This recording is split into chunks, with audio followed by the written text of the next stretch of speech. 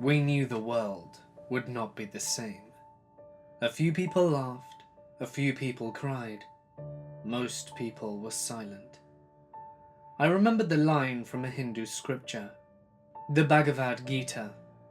Vishnu is trying to persuade the prince that he should do his duty, and to impress him, takes on his multi-armed form and says, "Now I am become death, the destroyer of worlds." Julius Oppenheimer on the first atomic bomb.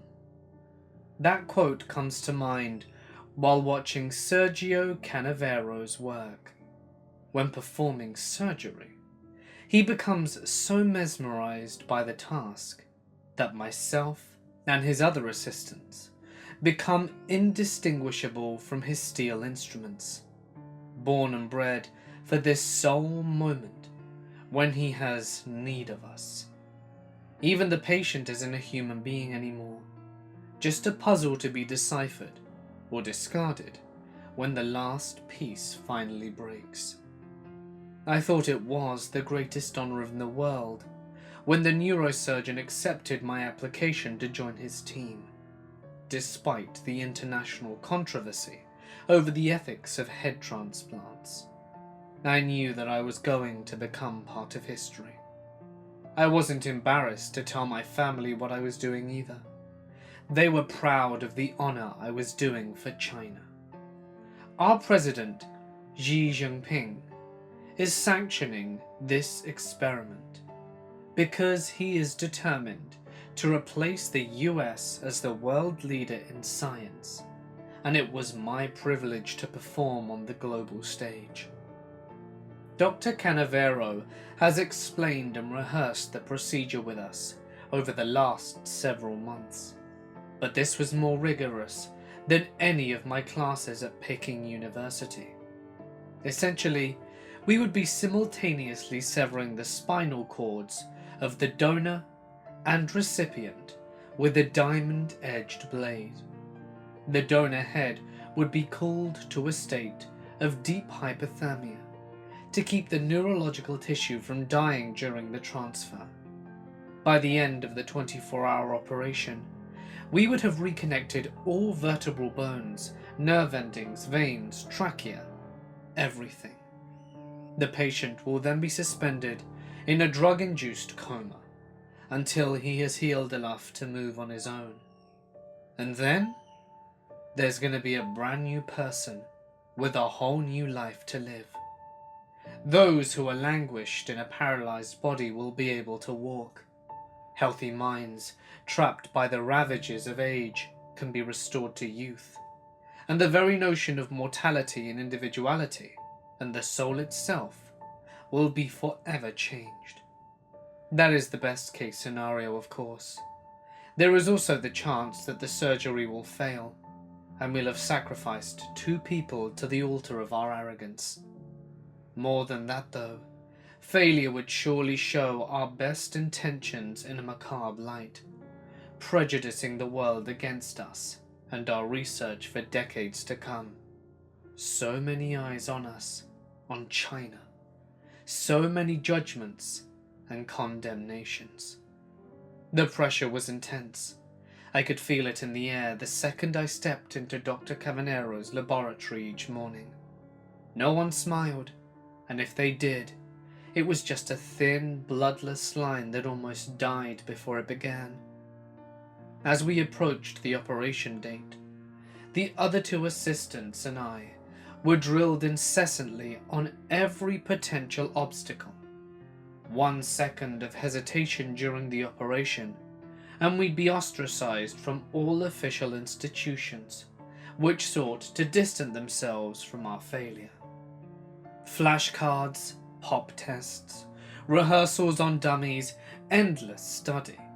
But we were still months away from the official operation when I received a phone call at 1 a.m. "You'll be using the back door tonight." Dr. Cavanero didn't even wait for me to say hello. "It will be unlocked. Don't bring any identification, and tell no one where you will be." Officially speaking, Nothing that you do or see tonight will have ever happened. What's going on? Is this about... I managed to get those few words in before being cut off with an impatient hiss. Of course it's about the operation. Stop wasting time.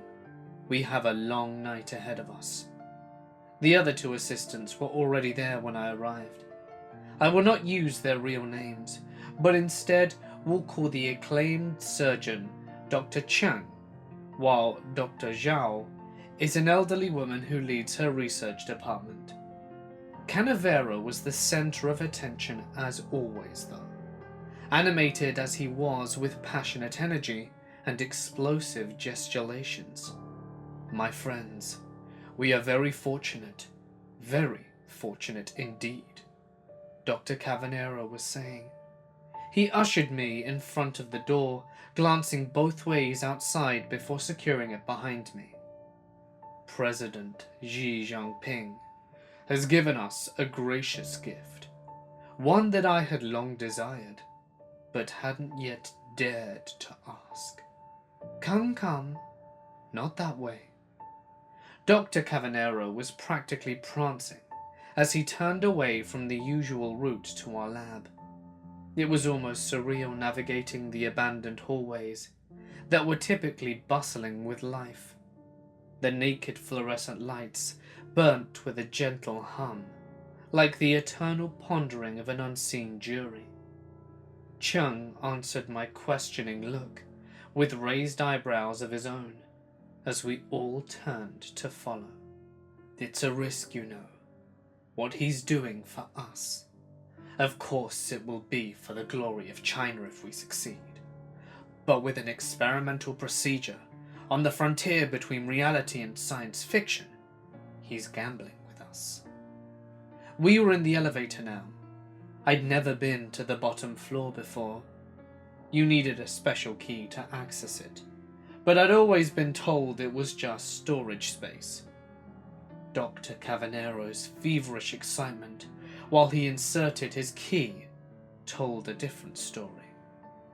We are already taking every reasonable precaution to prepare, Dr. Joao began to reassure him. But the thing about powerful men is, Dr. Cavanero continued ignoring her, is that they don't remain in power by gambling. Not without a loaded die, at least. The elevator door opened on a long hallway with stairs at the end, which continued spiraling downwards. The first thing that impressed me was the enormity of the space. It must be as large as the rest of the facility combined. We can't rig an operation, Dr. Chung snorted. And even if we could falsify the reports, it wouldn't convince the scientific community for long. It would do nothing but further discredit your... I'm not talking about rigging the operation, Dr. Cavanero said, leading us towards the stairs. I fully intend to live stream the entire procedure for the whole world to see. Then I'm afraid I don't follow, Dr. Chung started, before being cut off again. Was that the echo of a shout from further down? In the sudden silence, we all heard it clearly again. Hoarse, strained, utterly hopeless, as though it had been calling on deaf ears for a long time.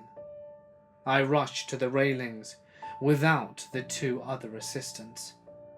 We're not going to rig the operation. I was the first to speak. The words were difficult to form in my mouth. We're going to rig the preparation. The whole world will think they're watching something that's being done for the very first time. It was still a storage space of sorts, but it would be more accurate to call it a jail. The corridor was lined with cages, barely large enough for the human occupant to stand. Below this floor ran another identical corridor with its own set of cages, and even more below that as far as I could see. Thin hands gasped uselessly at the wire, rattling them in restless excitement and fear. Others continued to lay on the ground, too broken or hopeless to even turn our way, while we've already successfully completed it dozens of times. Dr. Cavanero joined us and looked down. No play would ever be performed without rehearsal, after all. The moment we accepted the research grants from President Xi Jinping, we have all become actors in his employ. How many are there? Dr. Joao breathed a hot whisper. Enough to make a good show, Dr. Cavanero replied. Who are they, though? They're not victims, if that's what you're asking, Dr. Cavanero said, turning back to the staircase. At some point in all our lives, we have a choice, to become someone or to become no one. It is their misfortune that they decided the latter, although ultimately it was still their decision to make. I can only hope that my own team, he stopped there, turning back to level his gaze with us, that my own team has the foresight to recognize when they are making such a choice, and to do so more wisely. The implications were clear. Report the incident, and it would be more likely that I would end up in one of these cages than it would be for any of them to go free. Science is concerned with the truth, after all, not with how we got there. I took the first step towards the stairs, but a hand caught me by the arm. Some are likely to survive though, aren't they? Dr. Joao's face was pleading for something that I couldn't give her. I tried to force a smile for her sake. Of course. That's the whole point, isn't it? We're just learning how to switch their heads. I knew it wasn't true even while saying it. Even the survivors would be burnt with this secret. I had no doubt. That's when it occurred to me that my fate was likely inevitable for the same reason. Why would the government ever risk these methods getting out? That's why I'm writing this now, though, just in case something does happen. The first operation is about to begin. Is it wrong that part of me is excited too? My family will be so proud when this is over. I'll be a hero. And don't all heroes walk on the bodies of those they couldn't save? I hate my job. I hate selling days of my life while barely earning enough to sustain it. I hate my boss who tells me I'm lucky to find stable work in such an uncertain world. I hate my friends who treat dreams like an unfortunate symptom of youth that needs to be outgrown. And most of all, I hate myself for not doing anything to change. I keep waking up at the same time every day to sit in traffic. I read the same lines on the same billboard with the same happy models leering down at me. I don't think I could go on if I thought this was all there was. But if I'm waiting, then I don't know what I'm waiting for. That's why I started listening to self-help tapes in the car. Motivational speakers would tell me about how I had the power to change my life, and for a few minutes at a time, I'd believe them. That obstacles, no matter how great, were only in my mind, that anyone could be happy if they just willed it hard enough. And if I wasn't happy yet, then I just had to buy another book and keep trying. My favorite speaker was a guy named John Fallow, who claims he used to be a day laborer making less than minimum wage. When there weren't any jobs available, his fellow workers would play cards or chat, but he kept going door to door, knocking on businesses until he found one that needed work done. Pretty soon, John had enough clients and extra money that he started hiring the other laborers to work for him instead. The more jobs he got, the more workers he hired, until lo and behold, he was running a business of his own. Then they had a second location, and a third, and before you know it, he was a millionaire with 500 stores across the country. But it was never about the money, says the guy selling $30 audiobooks. He gave it all up so he could give motivational speeches and help others achieve their dreams.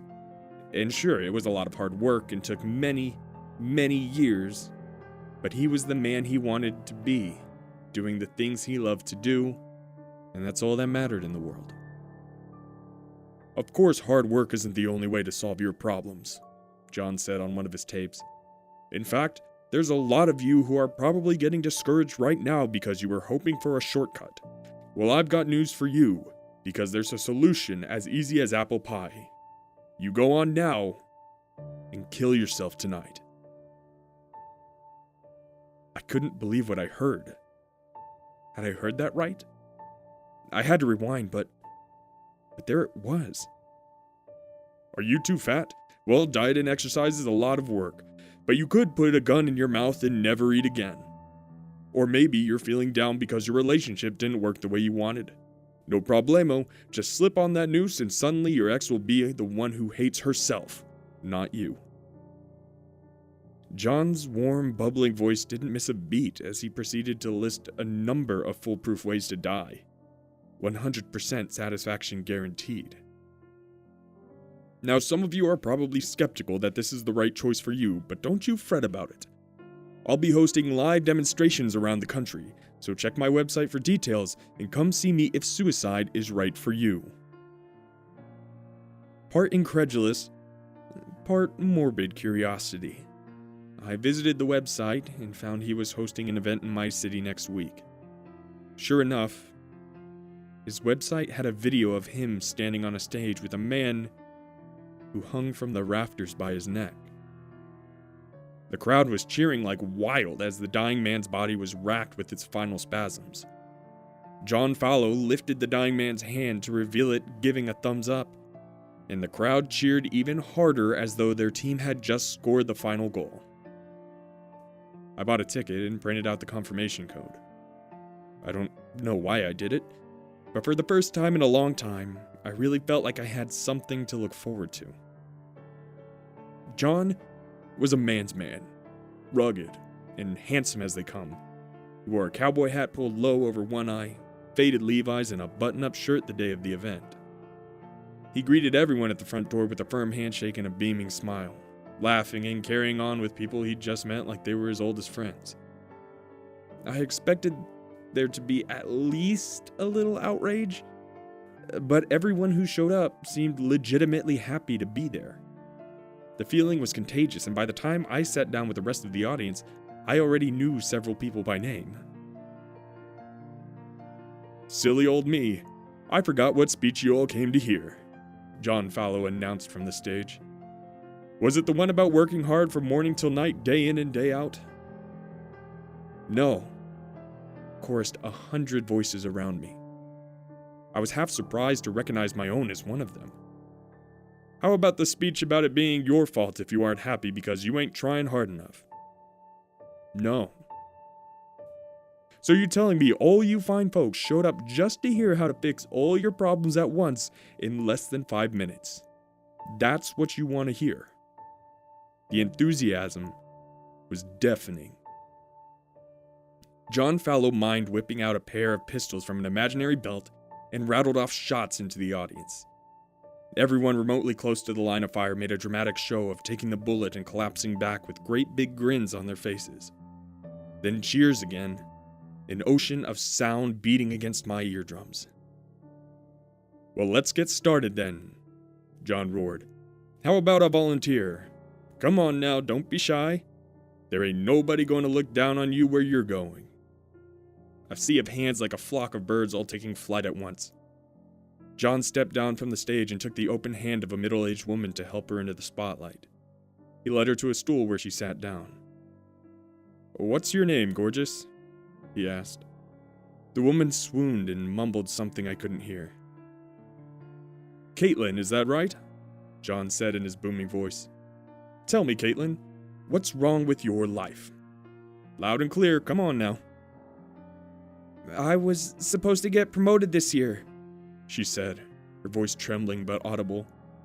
They gave the job to some young slut instead. Well, you aren't getting any younger, sweetheart. It's only going to get worse from here. She nodded and smiled as though that's exactly what she wanted to hear. I got just the thing for you, though, John said. A little medicine for what ails ya. He produced a pill from a small leather bag in his pocket and offered it to her. She snatched it gratefully and clutched it in both hands. That's gonna take the sting right out. Go on now. One quick swallow. Cyanide tastes just awful if you let it dissolve in your mouth. I watched with horrified fascination as Caitlin tossed the pill back and washed it down with a water bottle that John offered her. She gave a feeble smile as her face flushed bright red. The room watched in anxious silence as she started panting for breath, each labored heave more desperate than the last. Almost there, hun, John whispered, his microphone washing the sound over the audience. Let's see those bastards at work take this one away from you. Caitlin fell off her stool and began rolling on the ground. The audience began to whoop and whistle. Within seconds, Caitlin lay still. Two men wearing staff shirts hustled out to drag her off stage. There was a brief silence when she stopped moving. I had the sense that everyone was trying to read the room, unsure of whether or not to scream and cheer. Then the applause began to ripple.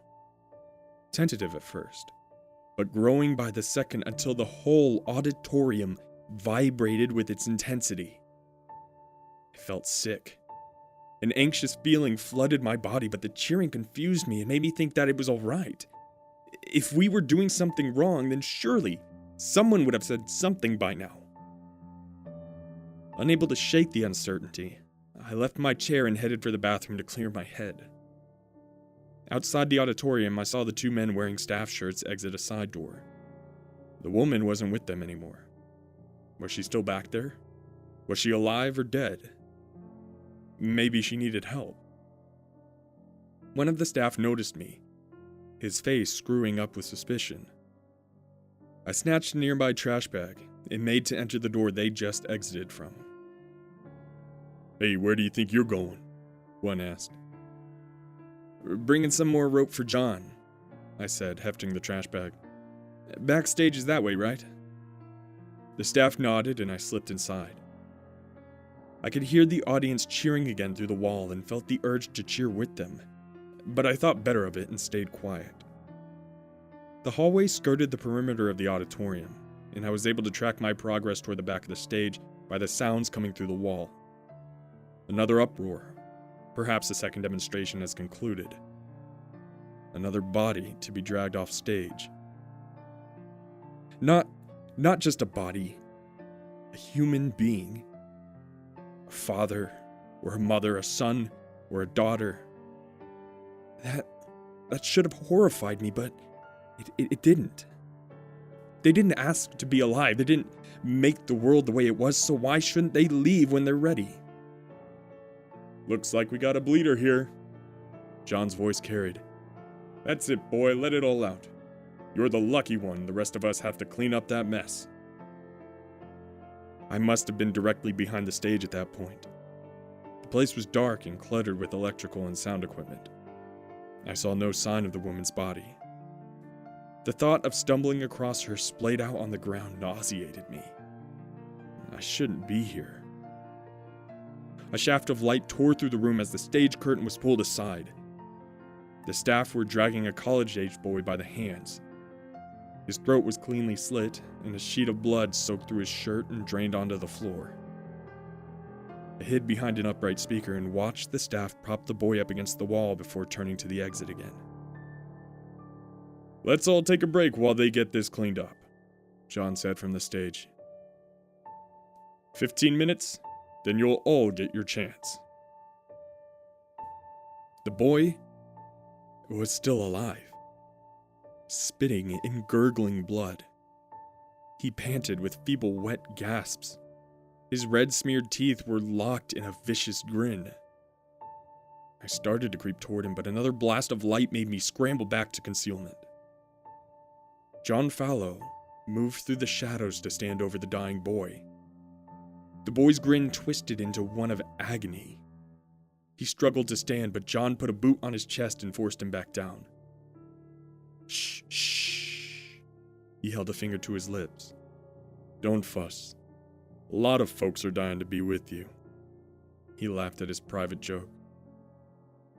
The boy tried to answer, but the wet, sucking sound which escaped his lips carried no words. You did this to yourself. You wanted to fit in so damn bad that you didn't care what you had to do. Now look at you. It was too late to save him. The boy was barely breathing now, and the pool of blood encompassing him was still growing by the second. John dropped to his knees to bring their faces level. "It don't matter what other people expect from you," he said. "The government wants you to make a lot of money to pay taxes. A holy man might tell you not to make any because it corrupts you. The people who sell burgers want you to be fat, and the people who sell diet pills want you to hate yourself for it. They all want something different from you. But you don't belong to them. You belong to you." The boy had stopped moving. I couldn't make out the faintest sign that he still drew breath. "So what if you flunked out of school? Does that make the stars any less bright or the taste of strawberries more sour? Will you no longer feel your lover's caress or the ocean lapping your bare feet? Fear, pain, doubt, they're just passing clouds. And floating in front of the sun don't mean the sun ain't still there. So I'm gonna give you another chance," John continued. "You get back up and go outside and tell me what you see. And if it's nothing but clouds, then pick one and call it beautiful and love it forever. Because it's all part of the same sky." With that, John Fallow pulled out a syringe and stuck it in the boy's chest. He began to buckle and squirm, but John held him down while wiping the blood from his neck with a handkerchief. It came off like makeup, leaving clean, fresh skin below. "Get out of here," John said. "And don't let me catch you back either." The boy scrambled to the door and disappeared. "You too," John said, looking to where I hid, "where it won't just be blood capsules and a temporary paralytic for you." I ran for it. Outside, I saw the boy with his head thrown back, looking straight up. Beside him was the woman who'd taken the fake cyanide pill, head back, and staring with wild eyes. I don't know whether they thought they'd really died and came back or whether they knew it was a trick, but one thing I'm pretty sure is that neither of them had ever looked at the sky like that before. I know that I hadn't.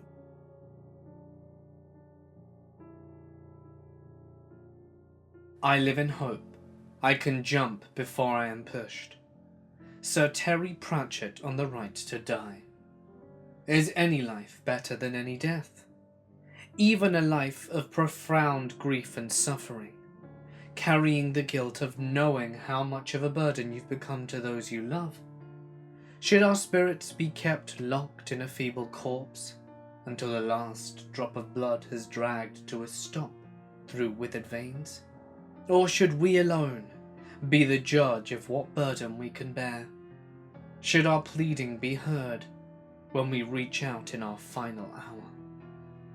Assisted suicides are illegal where I live. A caring doctor should not go to prison for administering the final cure to his grateful patient. When I asked openly about the option, the hospital staff couldn't even meet my eyes. They mumbled excuses and aversions, as though they were embarrassed. If anyone should be embarrassed, it was me, for admitting that all life had value except this one. I was given a long list of exercises and diets and painkillers intended to add a few more months, but no one pretended it was a cure. A full life deserved a full death. I didn't want to linger on the doorstep. I wanted it done now. Actually, Monday would be better. It's supposed to rain that day anyway. The doctor said it was quite impossible. He left in a huff, promising to return with either a psychologist or a policeman if I could not be dissuaded. He of all people should understand that the tumour wasn't in the brain. This decision wasn't an idle fancy. I wasn't some teenager declaring that my life was pointless after I got dumped. I was at the very end of a long rope, ready for release. I would have done the deed myself with a gun or a bottle of pills, but I knew that my wife would never forgive me in this life or the next. Better it was clean and professional and out of my hands. I sighed and made my way to the door, but Susan, one of the nurses, stopped me.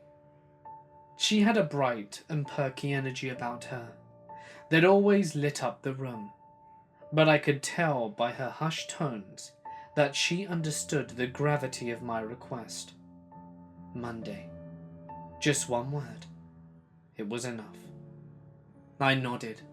I slipped her my business card with my address and mouthed the word, "Thank you." She returned a tight-lipped smile, and we stood staring at each other for a moment. Then she hugged me out of nowhere. I was uncomfortable at first, but I held on anyway, just so she wouldn't see the tears in my eyes. At last I pulled away and cleared my throat. Now, if you'll excuse me, I'd like to spend the weekend with my wife. Of course, I didn't tell my wife about the appointment. This weekend was a celebration of life, and I didn't want it to be tainted by the unpleasantness to come. We went to the beach on Saturday and dined at a waterside cafe with our feet in the sand. On Sunday, we drove up into the mountains to spend time with her family. The word goodbye stuck in my throat when we hugged and parted. The sand doesn't stick in the hourglass though, and the clouds are already gathering overhead. My wife is sleeping in the bed next to me, but I still haven't told her. Tomorrow will be Monday, and I trust Susan to meet me soon. Won't my wife be surprised when I find out about the appointment I made for her? With her out of the way, I can really start living again. I was almost friends with a monster when I was 11 years old. I would have preferred a human friend, but my family had just moved to a new city where everyone was cold and distant. My father promised that I would meet new people at school, but there were still a few weeks of summer and I had nothing to do. Elisa Williams was the one I really wanted to be friends with. She lived next door in a beautiful gray house with a high fenced yard. I used to sit with my back to the fence and listen to her playing and giggling, the sound bubbling up like music made for everyone. Everyone but me. I wasn't brave enough to introduce myself, but after a few days of moping around the house, my mother volunteered to do it for me. I stood behind her, carrying a basket of cookies while she knocked on the neighbor's door. "Elisa!" The man who opened it looked like a poorly shaved bear. "Get over here and meet your new friend." "We're busy," came the shrill response from somewhere deeper in the house. My mother marveled about the woodworking and craftsmanship and asked the age of the venerable structure. "Now, Elisa," the bear bellowed. "I know you're alone up there." A short, angry sigh, like what circus lions must do before they're forced onto the stage. Then footsteps creaking down the stairs. "I've got cookies," I supplied hopefully. "Elisa spends all day playing by herself," the bear said. "She's been so lonely since her mother passed. Some company will be good for her."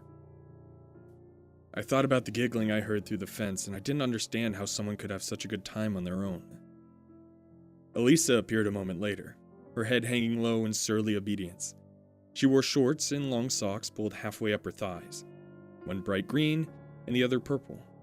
That's all I really saw because I was so embarrassed that I couldn't look up from the basket of cookies I held out. Elisa snatched the whole basket and briskly turned around again. I glimpsed a wave of black hair, curly like her father's but not so wild. After a few steps, she turned to glare over her shoulder with an expression a vegan might give a barbecue. "Well, are you coming or not?" I hadn't taken my second step before she cut in. "Shoes off." I hasted to obey. "No, the socks can stay on. What are you, some kind of barbarian?" No, ma'am." I don't know why I said that, but I was scared of her and I didn't want to give her any reason to send me away. Elisa seemed satisfied with that answer though, and she permitted me to follow her up the stairs toward her room. I felt like I was on solid ground until she said, We don't need any more friends. None of our games have room for a third person. Your dad said, He isn't my dad. He killed my father and took me prisoner. Oh yes, she said, pivoting her socked heel on the wooden floor so smoothly that she seemed to almost float. But that's okay, because sometimes he brings me little boys to eat. I could only hope that my stunned silence was mistaken for composure. Elisa rolled her eyes and opened the door to her room. Just kidding. You're not stupid, are you? I didn't realize I was holding my breath until that moment. I'm sorry. That wasn't a fair question. Most stupid people don't know they're stupid, and I suppose it's perfectly fine if you are, as long as you don't try to perform surgery or vote or do anything a normal person would do. Elisa rambled. The stairway and hall we passed were heavily decorated with framed portraits, hanging tapestries, and ornate tables littered with precious and intricate things. It was a stark contrast to Elisa's room, which had a simple metal frame bed in the corner and dark wood cabinet on the other side. The walls were painted black, and the window was concealed beneath a thick curtain. There was nothing on the hardwood floor to disrupt the monastic austerity. How do you play games without any toys? I asked. We play blood games, she said, stressing the plural again. The kind that need magic to work. You do know about magic, don't you? Yeah, of course. I didn't want to say anything more to betray my ignorance. I reached for a cookie from the basket, but she slapped my hand away. I stood in disbelief as she ate one of the cookies herself. My mother taught me after she passed, Elisa said casually, moving to set the cookies on the cabinet. She retrieved something and turned to face me again. If you want to play, then you'll need to give me your hand. What do you mean after she passed? I tentatively stretched out to her. Now close your eyes. She could have told me to jump out the window and I probably would have done it. She had the sweetest smile on her face, and the soft brush of her fingers tracing my palm made me blush. I closed my eyes and took a deep breath. Don't scream. Mother hates screamers. I opened my eyes a sliver, just in time to see a metallic flash in the air. Elisa's grip tightened around my wrist while her free hand gouged a needle into the center of my palm. I didn't scream exactly, it was more of a shrieking, yelping sound, like a rabbit trying skydiving for the first time. I tore my hand away with the needle still in it, blood freely running between my fingers. Come back here, Elisa shouted. You're gonna make a mess. We both dashed for the door. I hesitated to avoid running into her, but she pushed me aside and didn't slow until she slammed it shut and locked it from the inside. You're wasting the blood. Give me your hand. No! You'll stab me again! I gingerly pulled the needle out of the skin, prompting a fresh swell of blood. I felt dizzy. Baby, she snorted. That hurt slightly more than the needle. You're already bleeding, so I don't need to stab you now, do I? Here, wipe some on me.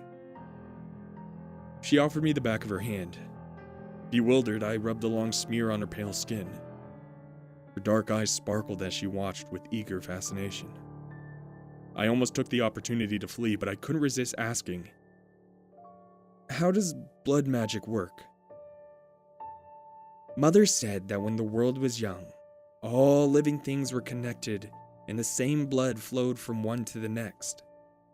Elisa plucked the needle from my fingers and pricked her clean hand daintily to draw forth a single drop of blood. We started to fight one another, though, and it got worse and worse until we had to pull apart into separate entities. We became so distant that we started taking different shapes, and some animals even preyed upon others until we forgot that we were ever the same. The blood is the only part of us that never forgot. Using the nail of one index finger, she deftly traced a pattern in the blood. A circle with a triangle inside, and a square inside that, and perhaps even a tiny pentagon within. With deep concentration, she pressed the single drop of her blood into the center of design on my hand. "Now what are you doing?" I asked. She smiled, but the gesture seemed strained and unnatural, like a dog baring its teeth for dog food commercial. "Duh," she said. "I'm making magic." And she was.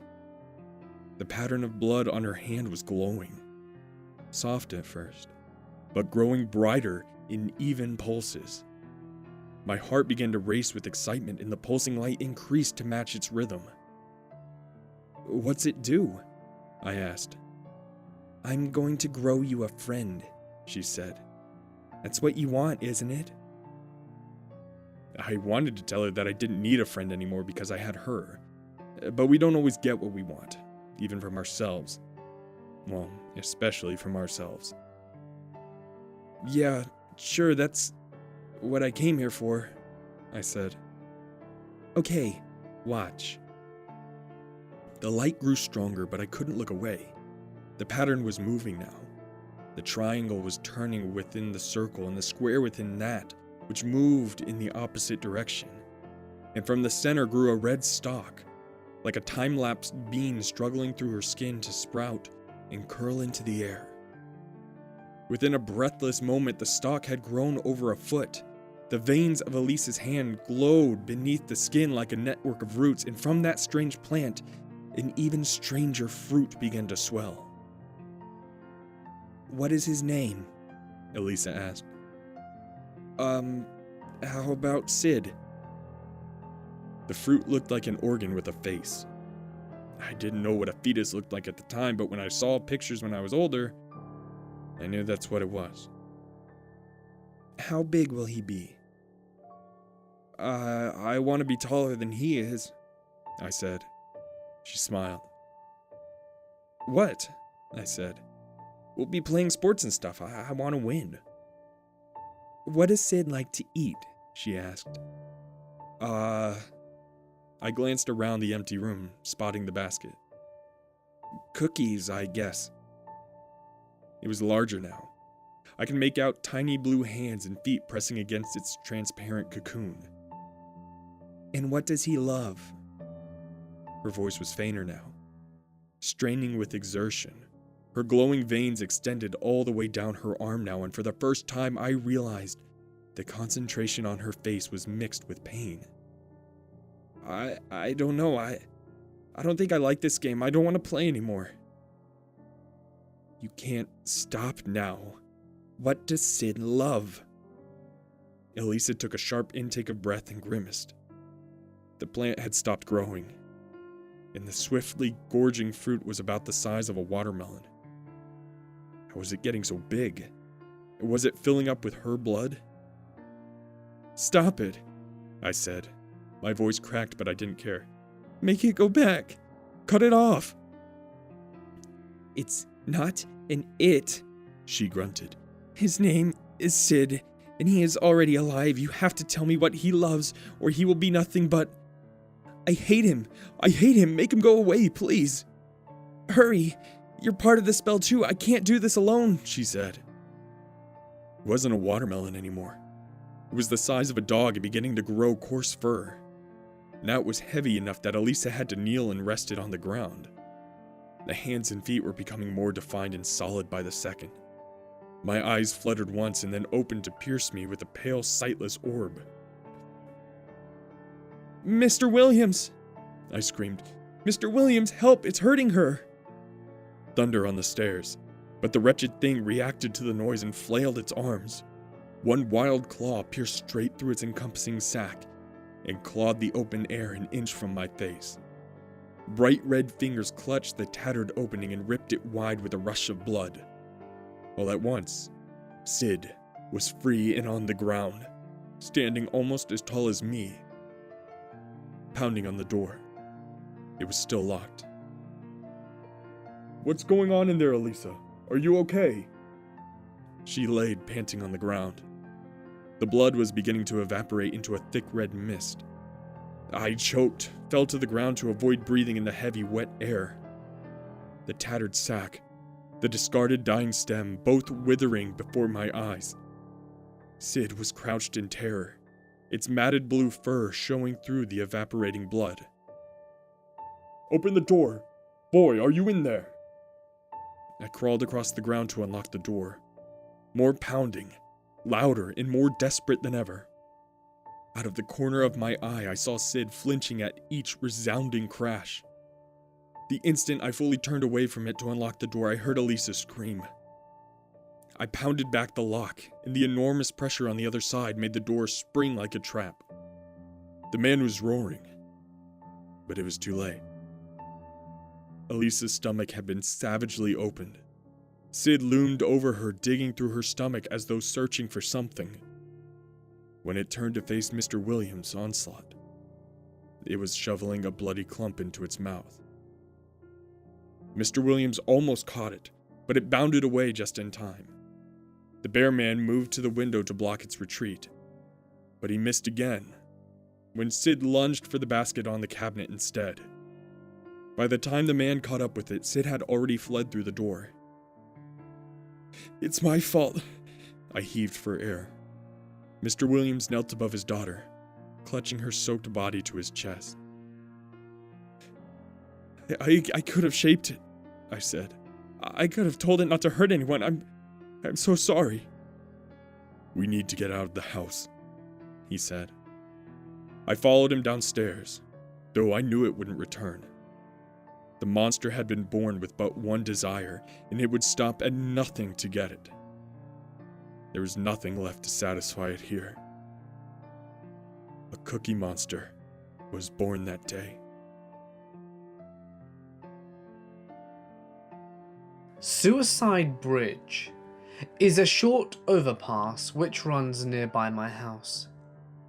It has laughably short concrete barriers, which do nothing to dissuade people from climbing over if they want to. Below, there is a treacherous drop. It's at least a 200 feet tumble along the sheer cliff and plummet into the canyon below. I've counted 7 jumpers in the last year, but that doesn't really bother me too much. Even if there was a higher fence, they would just walk around. Block off the whole area? Well, maybe they'll just take some pills instead. I figure, if someone is that determined to off themselves, they're going to find a way. What bothers me more is that I can see it from my bedroom window. I'm on the opposite side of the canyon, but still close enough for a clear view. The jumpers are even facing me when they cling to the concrete, muttering and sobbing as they work up the courage to perform the most cowardly act in the world. The first time I saw it, it really freaked me out. I called the police and everything, begging them to hurry. I waved and shouted at the guy as he staggered drunkenly up and down on the wrong side of the barrier. Just when I was about to get into my car and drive around the canyon to him, there he went. I swear he was even smiling as he soared through the air, arms spread wide to surrender himself to the welcoming darkness. Last month, there was another. I just flipped out my phone and recorded the whole thing. I justified that raising awareness about the suicides might encourage social activists or something to step up and get involved. If I'm being honest enough, my night was pretty dull, and I just thought it was cool. I posted the video to YouTube, but it was flagged and removed within 24 hours. No one subscribed would have got the notification anyway. I guess some people must have seen it during that time though, because I received this message shortly after. Send me the video file of the jumper and delete your own copy. My friends will give you $500 for it. I couldn't believe it. At first I thought it was a scam, but then I figured some TV reporter wanted exclusive coverage for the story. He asked how I got the footage. I told him I could see it from my window. Then sure enough, as soon as I sent him the video file, I received $500 straight to my PayPal. I didn't want to press my luck, so I didn't send any follow-up messages after that. 2 weeks later though, he contacted me again. Next time someone jumps, I want you to call this number. I figured it was a suicide hotline or something, and didn't think anything more about it. Last night though, I spotted another jumper clinging to the concrete barrier. A girl this time, still wearing her party dress. No doubt drunk or stupidly emotional over some breakup or drama. I called the line and thought that they would just handle it. My friends want to watch. $1,000 a ticket, the voice on the other line said. There was only one alarm going off in my head, and it was sounding because of the free money. He actually sent the $500 he promised before, so I figured he was good for it. Sure, it was weird as hell, but it's not like anyone was going to suffer from it. The girl would be jumping with or without an audience, so what was the harm? I gave the guy my address, and he said he would be there as fast as he could. And he wasn't joking. 2 minutes later, a white van was screeching down my neighborhood like a torpedo.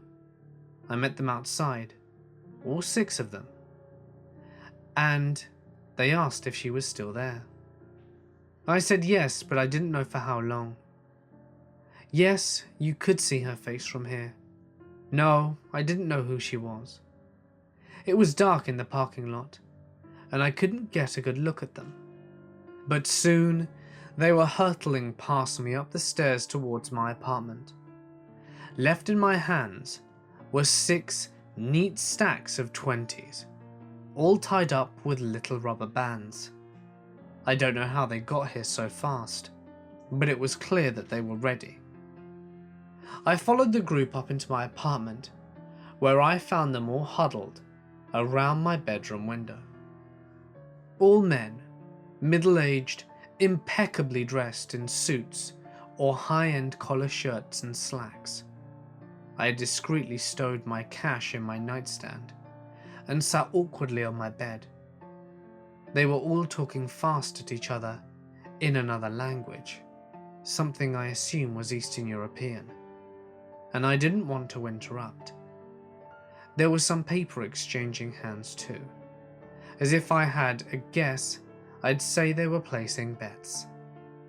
I was getting pretty uncomfortable, and I just wanted them to get their kicks and get out as soon as possible. "It's no good," one of them said with an accent. "It's not what I pay for." "What's the matter?" I ask. "You can see her, can't you?" "Yeah, I see her. I see her changing her mind." I joined them at the window in time to see the girl clambering back onto the other side of the barrier. I could feel the eyes of all 6 men on me as I watched. We had a deal. It was the voice from the phone. "We came to watch someone jump tonight." "Well, that's up to her, not me," I replied casually. Although it was impossible to ignore the inherent threat in the tone. "You are hosting a party, no?" asked the guy. "Don't let us down. Go talk to her." "You want me to tell her to jump?" It was getting harder to breathe. The weight of all those eyes was getting heavier. Damn it, why did they all have to be so old and professional? I felt like I just walked into a board of directors and shit myself while they watched. I couldn't meet anyone's eye. "It's either her or you," said the first speaker. "Better hurry before she leaves. We'll be waiting for you." I never drove so fast in my life. Should I call the police and tell them that I was hosting a suicide watch party? I don't know if that's illegal, but it certainly wasn't going to get me any sympathy. Do I just keep driving and not looking back, and never return home? I had a lease, and a job, but even if I did run, these seem like the kind of men who know how to find someone. As much as I hated myself, I was taking the switchbacks, and within a few minutes, my car slammed to a stop just outside of the bridge. The girl. Where was the girl?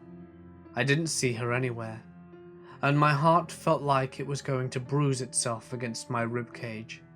It was beating so hard. I ran up and down the concrete barrier, conscious that the men in my apartment could see me the whole time. I almost tripped over the girl in the dark.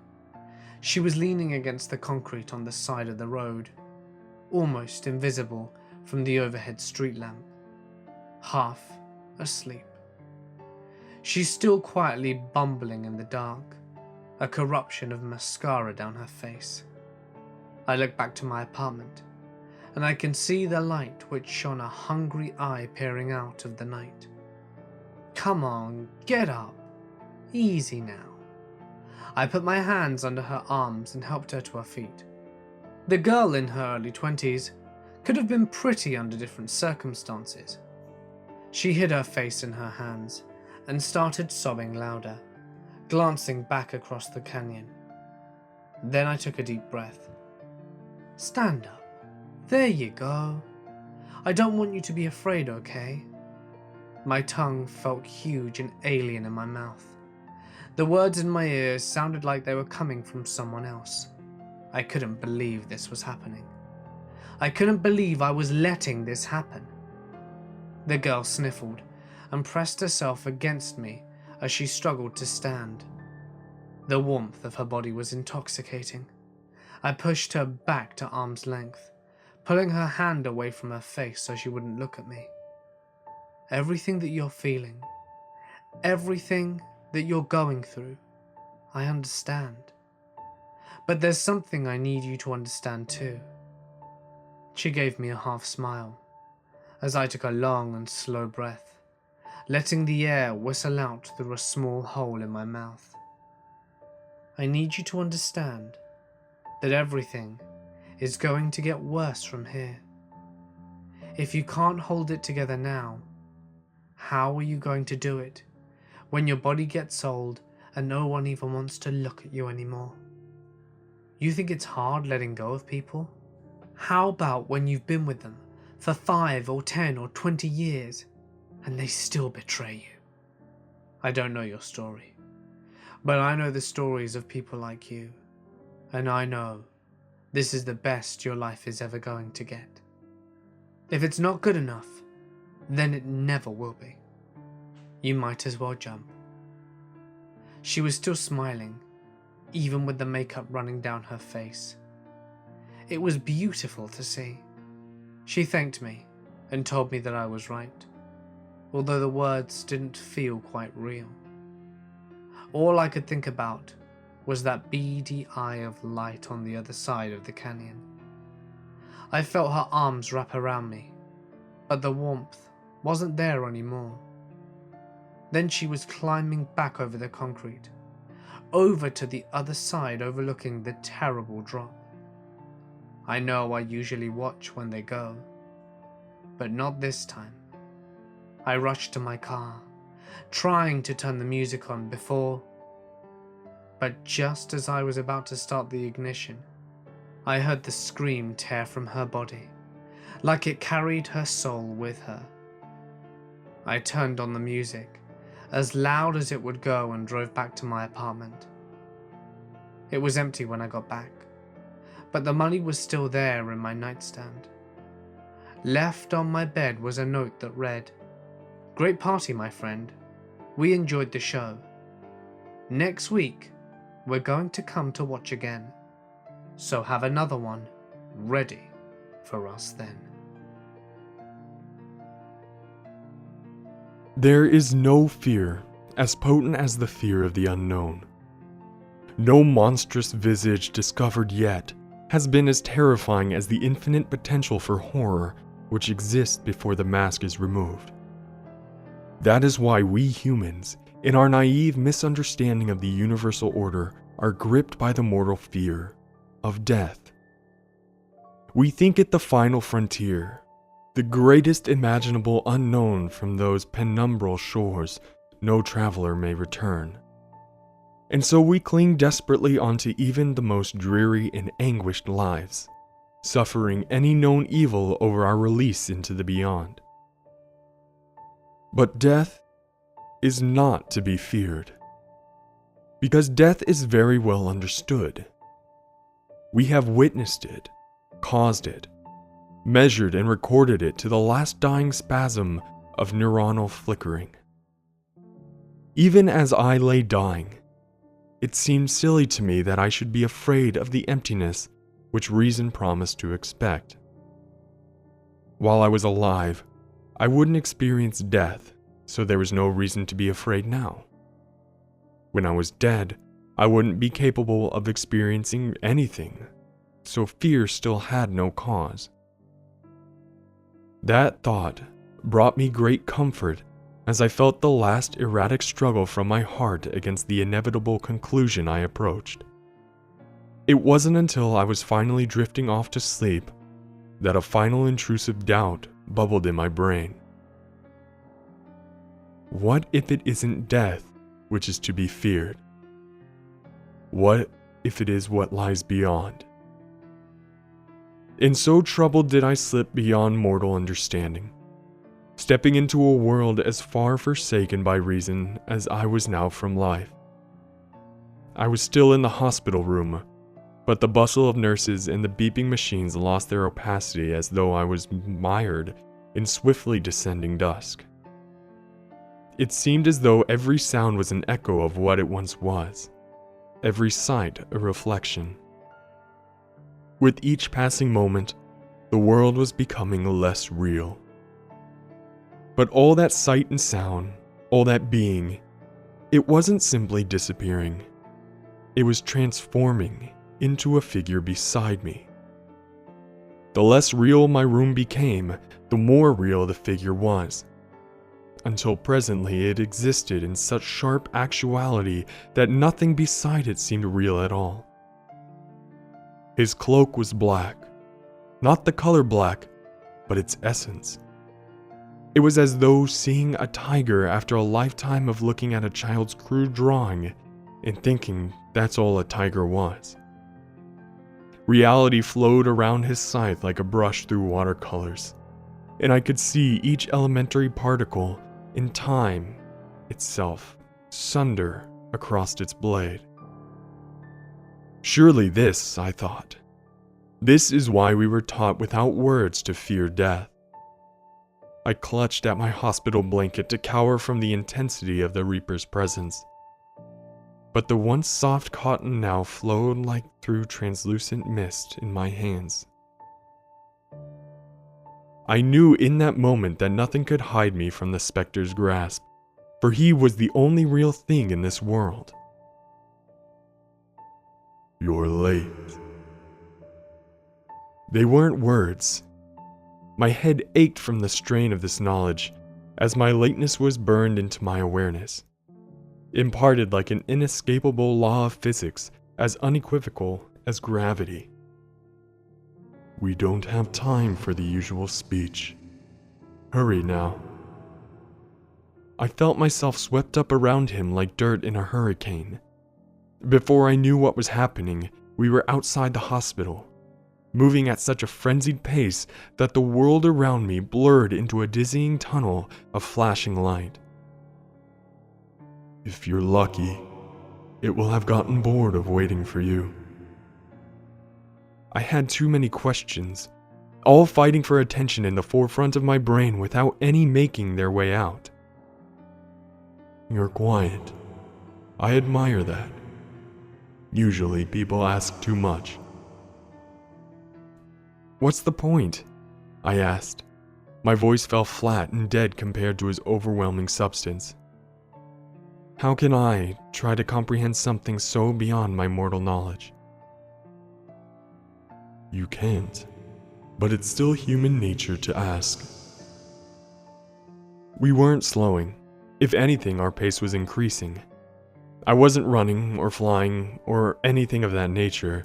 It was more like the rest of the world was moving around us while we stood still. A vague darkness and heavy damp smell made me guess that we'd gone underground, but I couldn't say for sure. "One question then," I asked. "What else is here beside you?" And that is why questions are pointless. Death is not a place or a person. It's all there is. Troubling thought, but made me more so by the growing howl which began reverberating the rocks around me. We still seemed to be descending into the earth, and the air was growing warmer and denser now. The sound continued to mount, as though the world itself was suffering.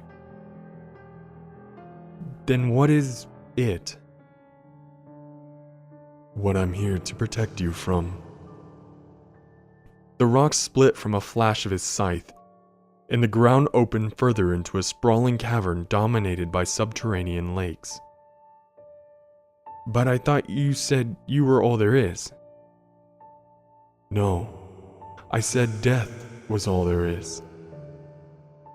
We weren't moving any longer. Light glinted off the scythe from some unseen source and streamed into the lake like a tributary.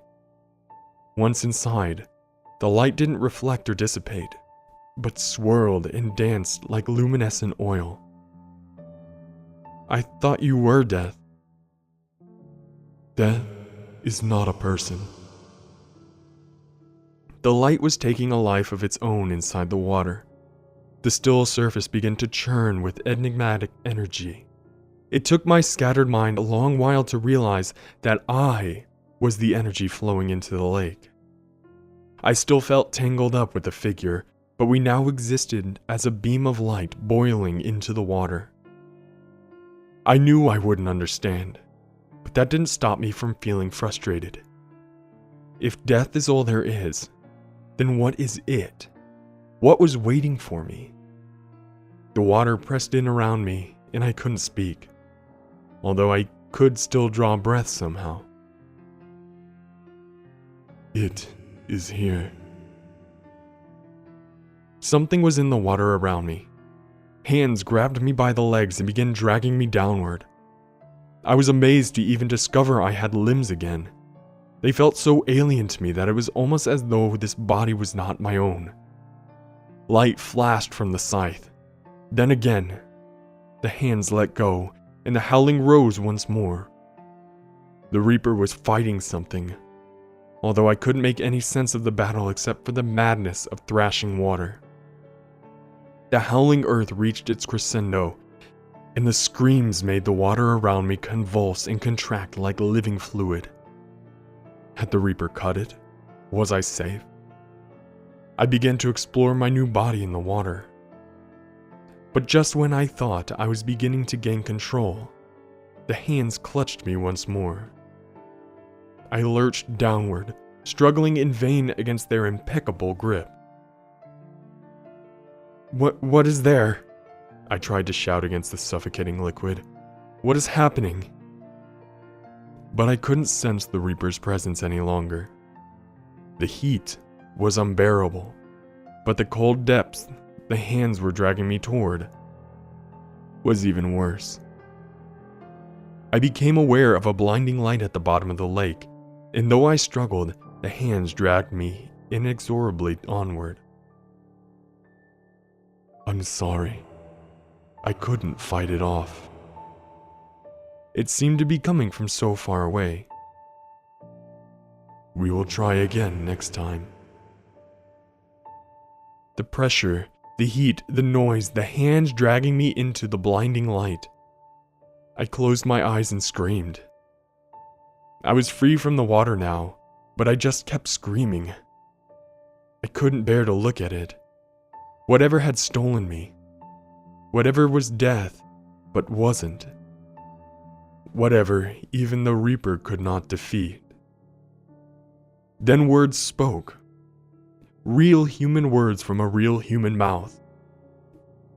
My senses were so distraught that I couldn't make any sense of it, but I'm guessing they were something like, "Congratulations, he's a healthy baby boy."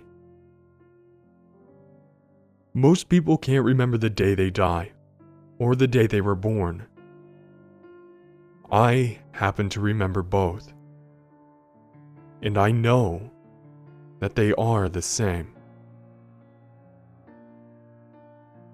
I was 16 when I first saw the crack, a jagged line, about 4 feet long but less than an inch wide.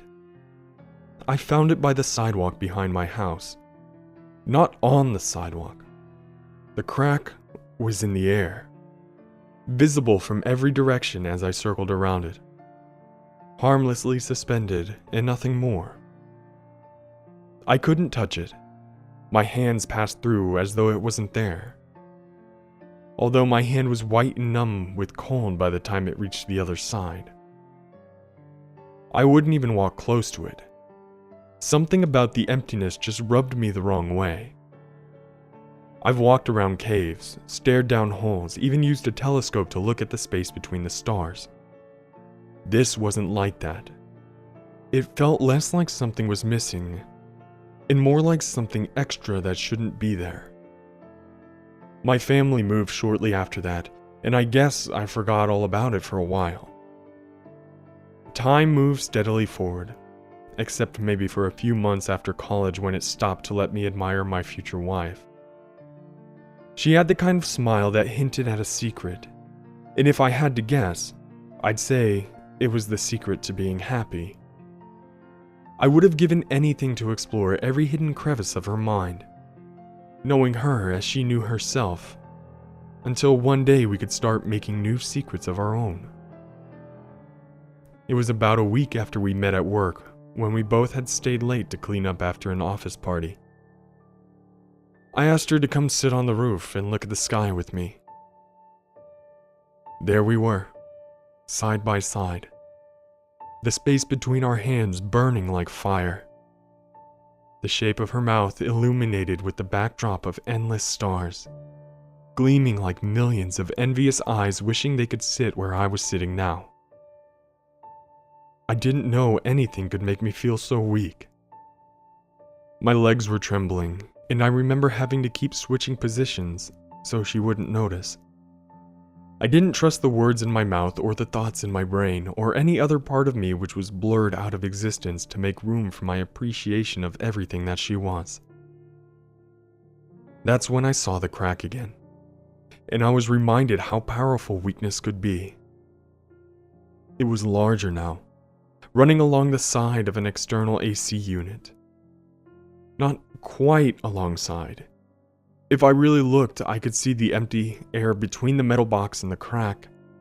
I could just make out the little streaks of light, where the surrounding stars bled their light into the hole to be lost forever. A cookie-cutter gap in reality that the world had forgotten to fill in. "You can leave whenever you want," she'd said. I guess she noticed that I was distracted. I shook my head, prompting her fingers to trace their way up my hand. I turned to her, and her breath warmed against my mouth. And suddenly, that was the only thing in the world. 6 months and we were engaged. Another year and we were married.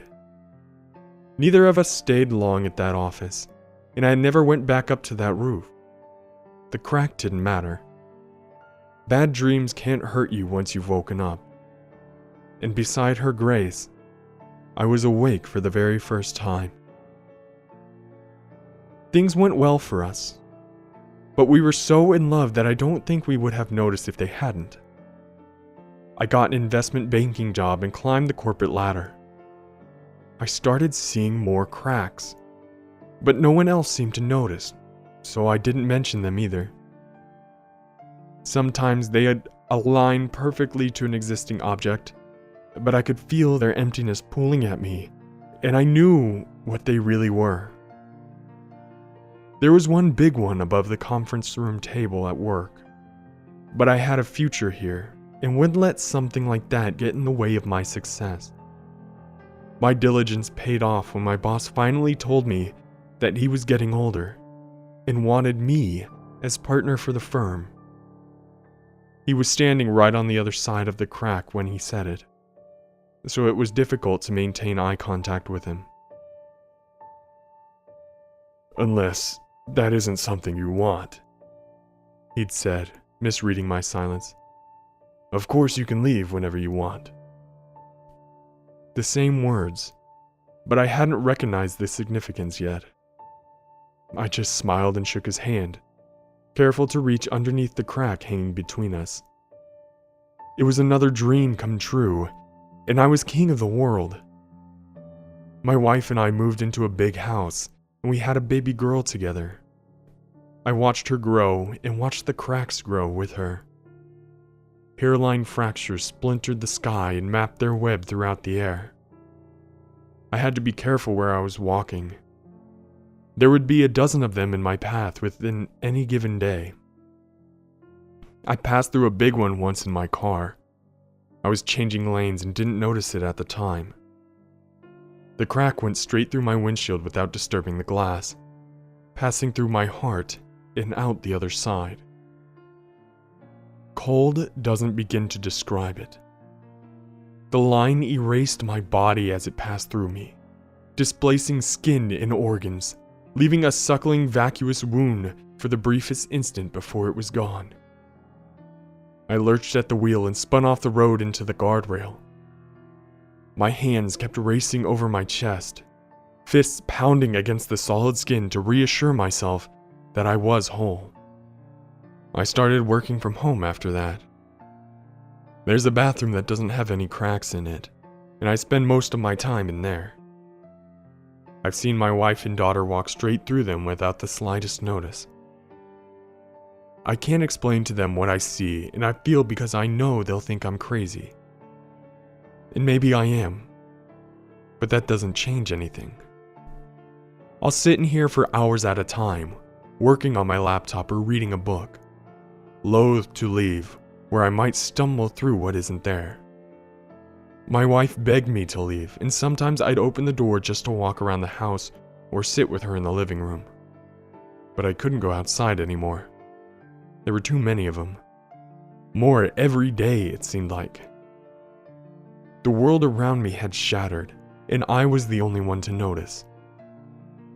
I know it hurt her, but in time, my wife accepted that this is how life was going to be. She made the best of it, always inviting friends or family here and making excuses when I was expected somewhere. She took cooking classes and learned how to make all my favorite meals, even getting a small table and television installed in the bathroom I was confined in. My daughter was a different story. 8 years old now, and no amount of explaining could make her understand how much I loved her, even if I wasn't always there. I didn't know how embarrassed she was of me until a teacher called to let me know she'd been telling all her friends that I was dead.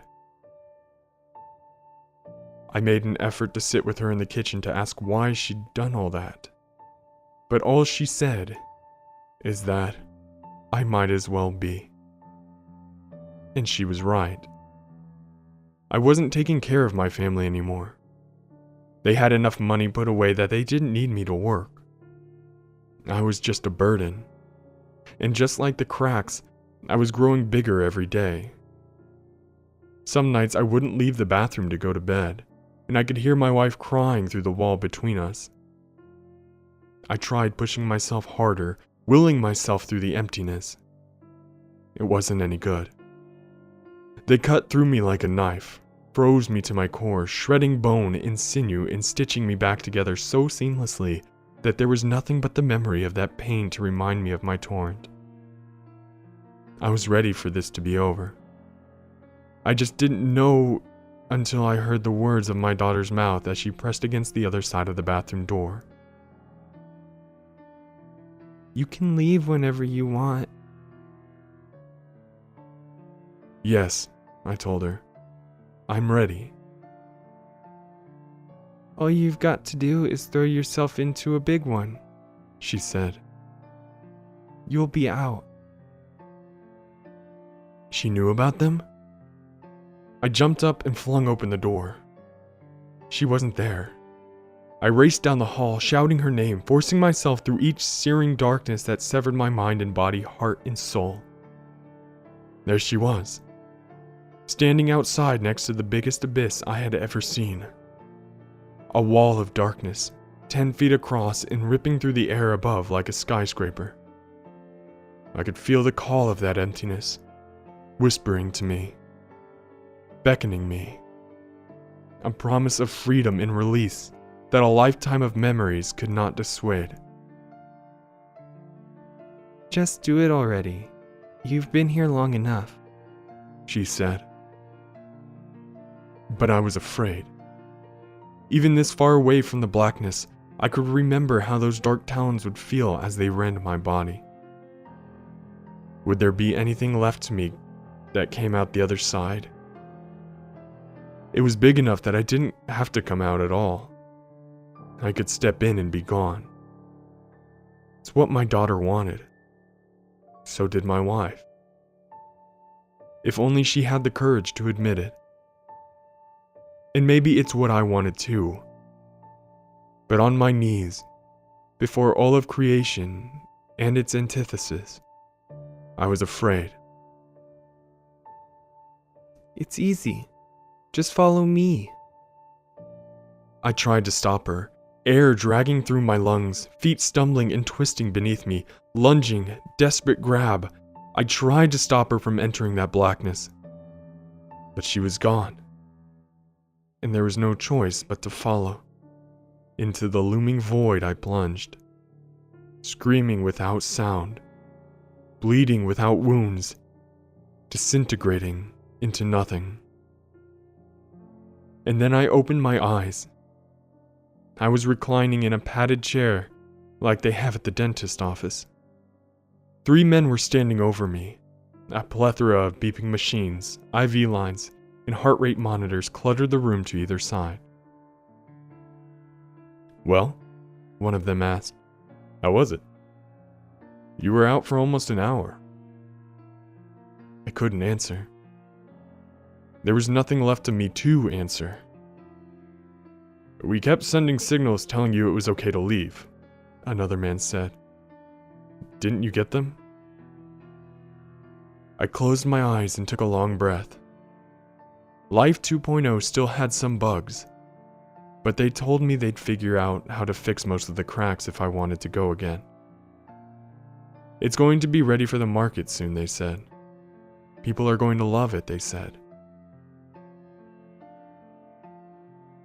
"Did you notice anything else that needs fixing?" they asked me. "Just in this world," I replied. Mummy, my daughter's first word. Isn't that what every new mother is dying to hear? One word to magically transform this organic object into a new human being. All the pain and fear and doubt suddenly have purpose. One word, and mothers will know that it was all worthwhile. I love you, Mummy. I just wish little Claire had waited until she was born to say it. Over 8 months pregnant, I was sitting in the car waiting for my husband to get back with groceries. I almost had a heart attack on the spot. I thought someone was in the car with me, so I jumped out to get a better look at the back seat. But, "Don't worry, Mummy, it'll be our little secret." The voice was coming from inside of me. I felt the vibrations as much as I heard it with my ears, almost like the rumbling of indigestion. I didn't say a word when my husband got back. I was waiting for Claire to talk again, but when she didn't, I kept my mouth shut too. My husband had more than enough to worry about with his extra shifts at work. I didn't want him to add my sanity to his worries. I don't like that. It's nasty. I put down the salad I was eating, alone in the kitchen this time. Claire only spoke when I was alone. Usually, it was just an isolated word, or sometimes I'd catch her humming along to a song that was playing. If she didn't like something, she'd let me know. She didn't care for most vegetables, and jazz music seemed to make her restless. As weird as it seems, it's something I got used to. I grew to the habit of asking her how she was doing, and if she was comfortable. I'd tell her about the things we'd do together, and talked about myself. Sometimes, if I were lucky, I'd hear her respond. A faint murmur. So far away, but so intimate, that I knew it could be nothing else. There are lots of colours, Claire answered once when I asked her what it looked like. But they're all black. It's warm and close and safe. I'm part of everything here. What about before you were there? I asked. What is the earliest thing that you can remember? I could feel her squirming. She didn't speak again for almost a day.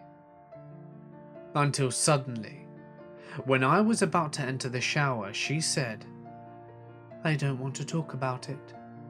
Before isn't a nice place. The people living there aren't nice people. I didn't want to upset her, so I didn't pry any further. Besides, even thinking about it made me uncomfortable, and I felt as though my discomfort would be passed down onto Claire somehow. We were two halves of the same soul, and it almost seemed like I could feel her thinking before she even spoke. Mummy? She asked me one night when I lay half asleep, in the solitary darkness. My husband was on a business trip, and it was just going to be me for a few days before I was due. Who else is inside you, Mummy? I told her that she was an only child, that she was so big she took up my whole tummy all by herself, and that soon she was going to be too big for even that. She would come out to where I was, and we would see each other for the first time. Are there nice people out there? She asked. I had to tell her the truth. If I didn't, I figured she could probably feel it. I told her that people try to be good, but some of them don't know how, but that she shouldn't worry, because I'm going to teach her how, and then she can teach everyone she meets. I was almost in tears as I said it, marveling at the wonder I carried. Claire and I will have known each other more truly than any other mother and daughter before. Our bond would be stronger, and I was so happy to have this blessing, until... Don't lie to me, Mummy. I know I'm not the only one here. I told her not to be silly. I'd been to the doctors, and they showed me what it looked like inside. There wasn't anyone. One of them followed me, Claire interrupted. From the place before. Mummy, make them go away. I did my best to reassure her, but I was completely helpless against her mounting distress.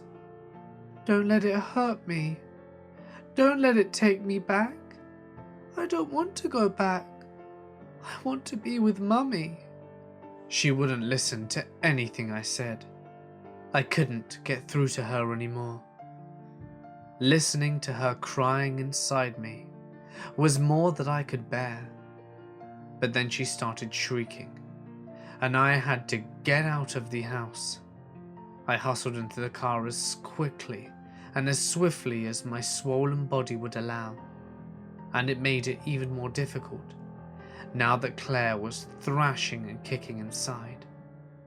I was trying to stay strong for her, but I was so terrified as I ripped down the streets toward the hospital. I'm sure she must have felt that too. I was doing everything I could to stifle my sobs when the kicking suddenly stopped. There was no movement at all, no sounds, and I thought that was even worse than the crying, until she spoke again. "I have to go away, Mummy. It was nice talking with you." I was at the hospital now. I practically drove straight through the glass door in front of the emergency room. "Don't go, Claire, don't go." But I didn't say it out loud. Instead I said, "Please help me. There's something wrong with my baby." The nurse asked me how I knew, and I didn't know how to answer. I just started crying again. They put me in a wheelchair and brought me into the examination room. The nurse said that she would be right back, but I didn't want to be left alone, at least while someone was here. I could tell myself that Claire wasn't speaking because of them. If she stayed quiet when I was alone though, oy. "Don't cry, Mummy." I held my breath, desperate to catch every word. Claire was speaking so faintly that I could still barely hear it over the frantic double percussion of my heart. "You're not going to be alone. The one from the before place is here. He promises to be good. But I want you to be careful, Mummy. Goodbye." The nurse was back, and there was a doctor with him. I think they were trying to ask me some questions, but my whole awareness was so focused on any moment or sound from within that I couldn't register what they were saying. They started doing an ultrasound, although it took a long time before I stopped shaking enough for them to get a clear picture. The whole while, Claire didn't say a word. That was okay though. She never did when people were around. Maybe when they were gone she would. But then the doctor gave me a big smile, and I let out gasps of stale air that I didn't even know I was clinging to. "I want you to know that you have nothing to worry about," the doctor said. "The baby is in perfect health." "I'm sorry," I told him. "I don't know what I was thinking. I shouldn't have bothered you." "Don't worry about it. It's common for expecting mothers to have anxiety or panic attacks, even hallucinations sometimes." He said this as he removed his gloves. "Hallucinations, yeah. I guess it's a pretty traumatic time for the body." "Exactly," he said. "But I want you to know that nothing in the world is wrong. Just a few weeks, and you're going to be holding your son for the first time." "My son?" "Yes, Mum. Didn't you know? Look here. It even almost looks like he's smiling." Sarah and David had been very happy once. They were the type of couple that made other people envious and deprived. They had hit jackpot when they had met each other those many years ago. Knowing Sarah and David Bright, you would know that they were good people. They would do just about anything to help out a friend in need. Knowing this makes it so much harder to believe that they ever deserved what happened to them. So if the rule goes that no matter how kind and gentle and law-abiding you are, evil and despicable things can happen to you anyway, some, I guess, would say, how can God exist at all? The day that sealed their fate was a Tuesday, and the time was 10:08 a.m. That was when the last unopened box had been carried inside their new house, and the door had closed behind them. Sarah had a smile on her face that was beginning to hurt. David brought in a bottle of wine and poured it into 2 glasses. They stood in contented silence, sipping their wine and scanning their eyes over the walls and door frames and the polished wooden floors. This was their home. They'd finally done it. If you had known the happiness and satisfaction they had felt right at that moment, it would be hard to believe the misery and depression that would fall upon them like a thick, heavy tar that they wouldn't be able to get out of. It wasn't long before the arguments began, starting with petty disagreements, fraying patience, to blinding, uncontrollable fights that led to damage and days of not talking. Sarah would find herself sobbing in the bath. Why, she was not sure. All she knew for definite was the continuing clawing feeling of despair in the pit of her stomach. Something bad was going to happen. David would spend most of his time in front of the television alone, after Sarah had silently sulked up to the bed without him. He didn't bother asking her what her problem was anymore, and he wasn't sure he gave a shit anyway. He just kept replaying his head how much better he was before they moved in together. Maybe now he was really seeing a different side to Sarah. After all, she never stopped whining and disagreeing with him, battling against him 24/7. What happened to the fun-loving, laid-back Sarah he remembered? It was these many times alone in front of the television that he would begin to hear someone preparing food in the kitchen. A familiar sound of running taps and clinking plates and cups. Time and time again, he would question whether Sarah had snuck back down the stairs when he hadn't looked. And time again, he would walk slowly into the kitchen and no one would be there. He had said once to Sarah how their walls must be thin because he could hear everything the neighbors were getting up to. Sarah let him speak, but she never replied. She seemed to be doing that a lot lately. There, but not really there at all. All this bad feeling and unusual events would lead up to a normal Saturday night where another big fight between Sarah and David was beginning. David was almost shocked to hear his wife's voice after so many weeks of limited conversation. She was screaming at him now. Her piercing voice was hurting his head. She was screaming so loud, he knew that much. But he couldn't make out a single word she was saying. He was looking into her eyes, and he saw the hatred. He saw the searing anger behind him. She was so terrifyingly angry. But why? David tried to remember, but he honestly couldn't. It wasn't like he hadn't been trying to listen, but it was like he had woken up halfway through. But now David was getting angry himself. He hadn't done anything. At least, he was sure he hadn't. What right did she have yelling at him like this? He had grown quite accustomed to her silence, and now her howling was really pissing him off. It seemed to have grown to an unreachable level when he eventually bellowed, "Shut the fuck up!" He hadn't even realized he had a wine glass in his hand, and when he slammed it down onto the table, it shattered.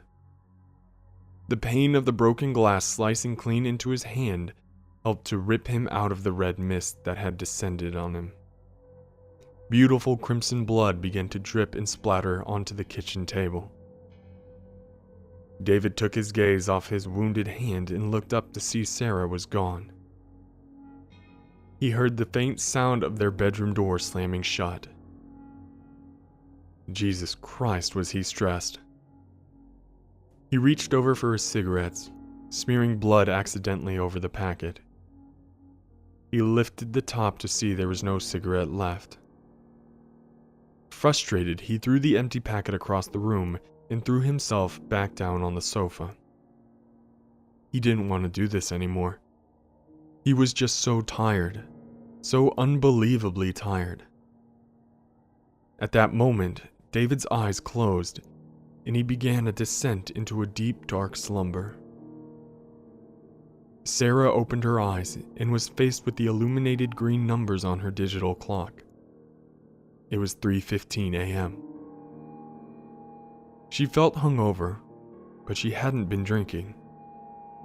She turned her body to see if David was lying beside her. He wasn't, but that wasn't unusual anymore. Then, in an instant, she remembered their fight. By remembered, she meant she knew there had been one, but what about she didn't recall. She pulled her legs over the edge of the side of the bed and felt her feet touch the cold wood floor. She felt a chill spread up her, but then a different kind of chill spread through her. She caught a dark face and hand slowly closing her bedroom door as if leaving. The fear inside her was immense. A fever seemed to spread through her, and the fizzing inside her body was uncontrollable. Whoever it was had smiled at her. She didn't remember any of their features, but she knew unequivocally that it had smiled at her. It wasn't a friendly smile. It was a "got you" smile. It wasn't David. It couldn't have been David. She was certain she could hear his snoring downstairs where she had left him. She just sat there at the edge of the bed, eyes wide like saucers, just watching as the door slowly clicked shut. It seemed to be a few minutes before she could move her body again. Had she really just been paralyzed with fear? Slowly, she left the bedroom and walked down the stairs. The stress was overwhelming. As she got to the second to last step, she could see David asleep on the sofa. But she also noticed the small pool of blood below his outstretched arm. Without thinking and almost forgetting about the mystery intruder, she rushed to him and inspected his hand. It was a deep cut. Most probably needed stitches. She would have to take him to the hospital in the morning. She took some bandages out for the first aid kit and gently bounded his hand. As she watched her husband sleeping, analyzing the lines of his face, she remembered how much she loved him. What had happened to them?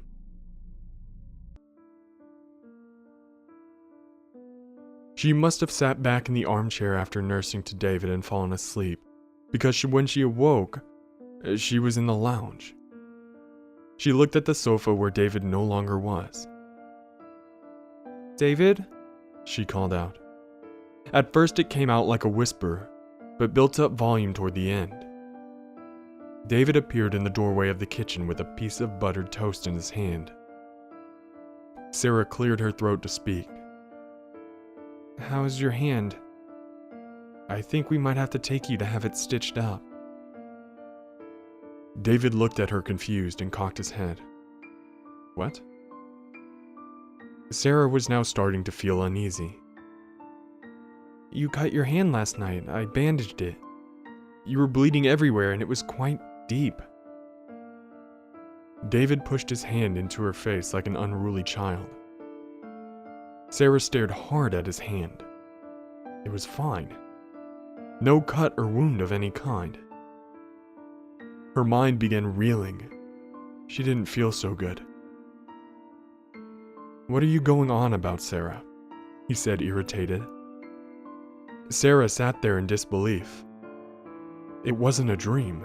She knew it wasn't a dream. David left the room and carried on making breakfast in the kitchen as if he didn't have a care in the world. As she sat there, retracing all memories of last night, trying to make sense of it all, her eyes suddenly rested on an empty cigarette pack down the side of the display cabinet.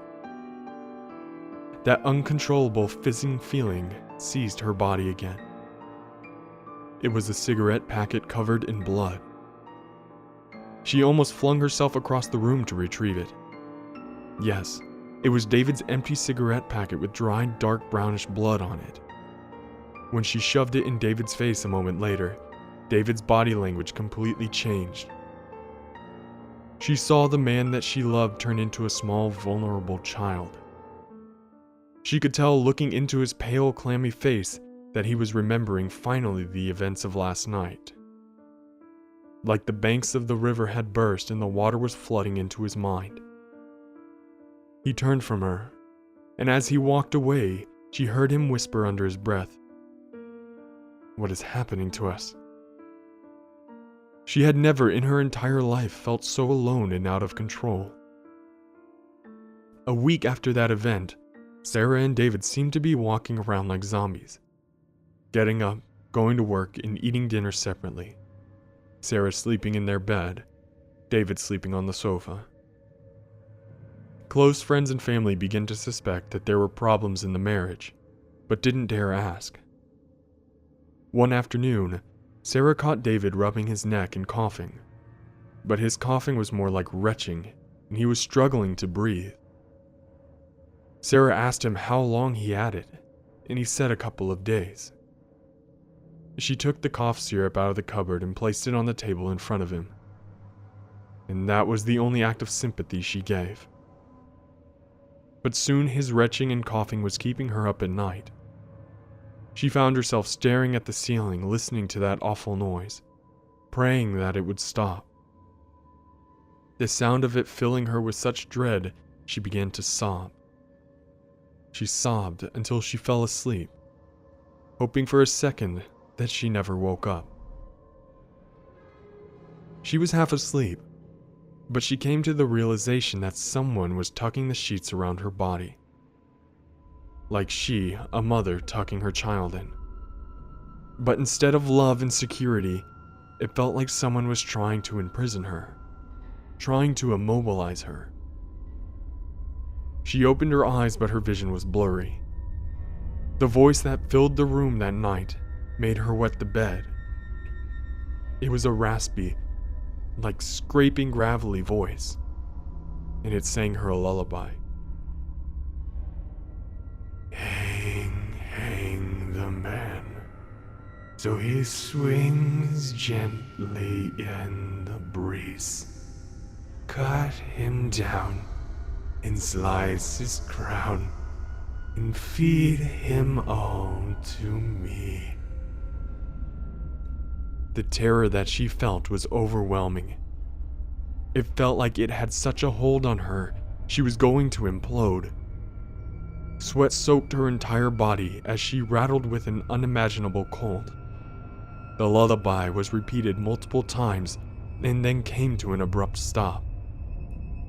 She lifted her head, expecting to see the smiling figure from before above her bed, but there was no one. Nothing but the darkness enveloping the room.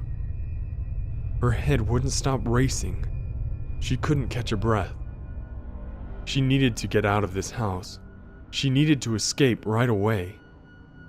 She pulled her coat around her and slipped on whatever shoes she could find, and she ran down the stairs calling David's name. "We have to leave. We have to leave," she seemed to be screaming hysterically. David was hearing Sarah wailing again, and it was pissing him off. He didn't bother to open his eyes. He just turned his body to a more comfortable position and muttered, "You can leave, I'm staying here." Sarah left that day. She didn't think to stay with her husband, the man she had been with for 9 years, the man she loved and would have protected. She was a wild animal trapped in a cage, biting and scratching and twisting just to get out. As she ran down the street, her mind was blank. She ran and ran with no destination in mind, just to run away from all the pain in her life. Eventually, when she came to her senses, she walked to her sister's house and asked to stay the night.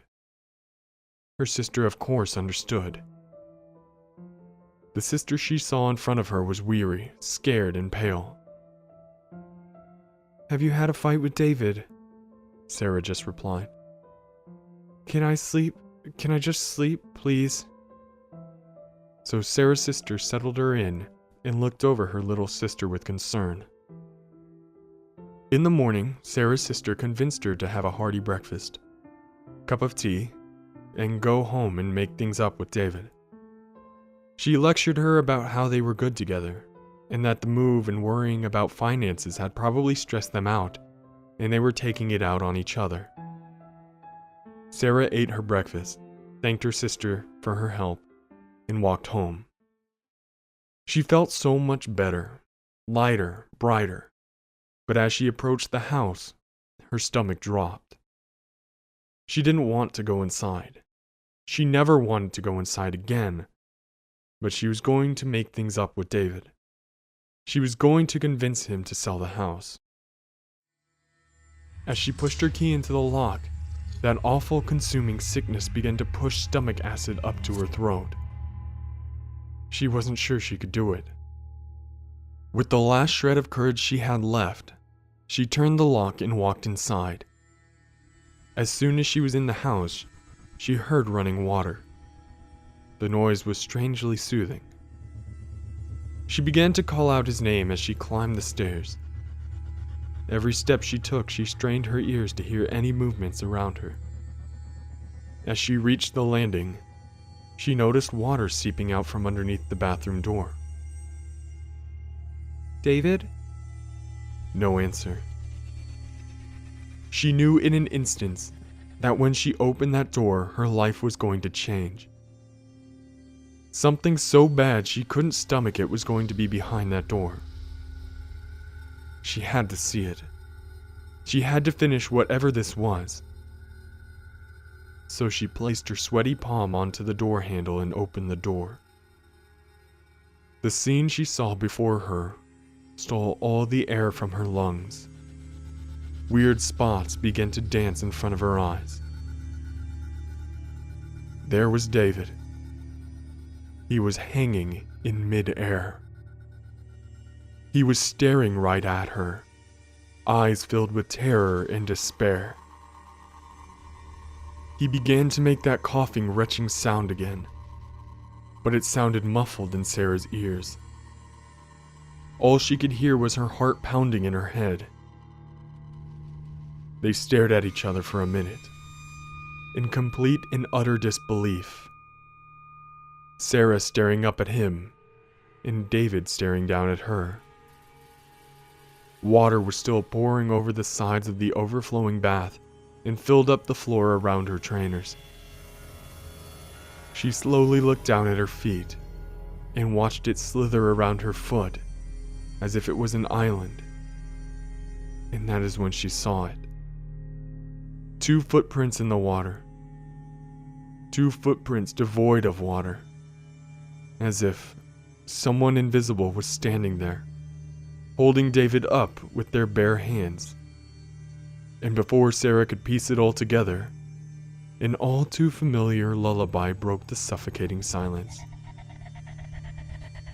Hang, hang, hang the man, so he swings gently in the breeze.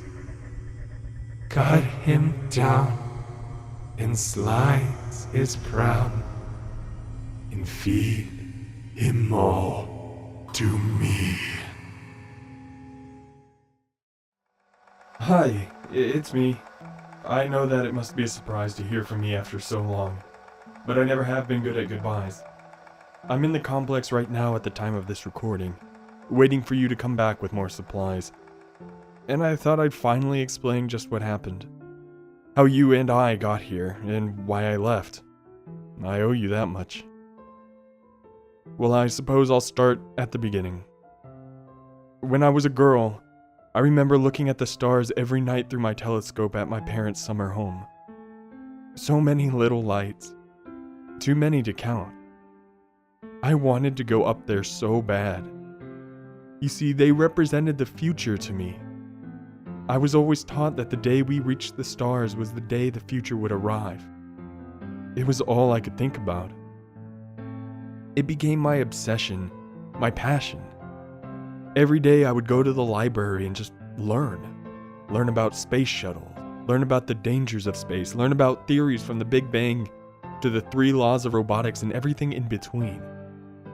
When at home, I would watch every single sci-fi movie and TV show I could get my hands on.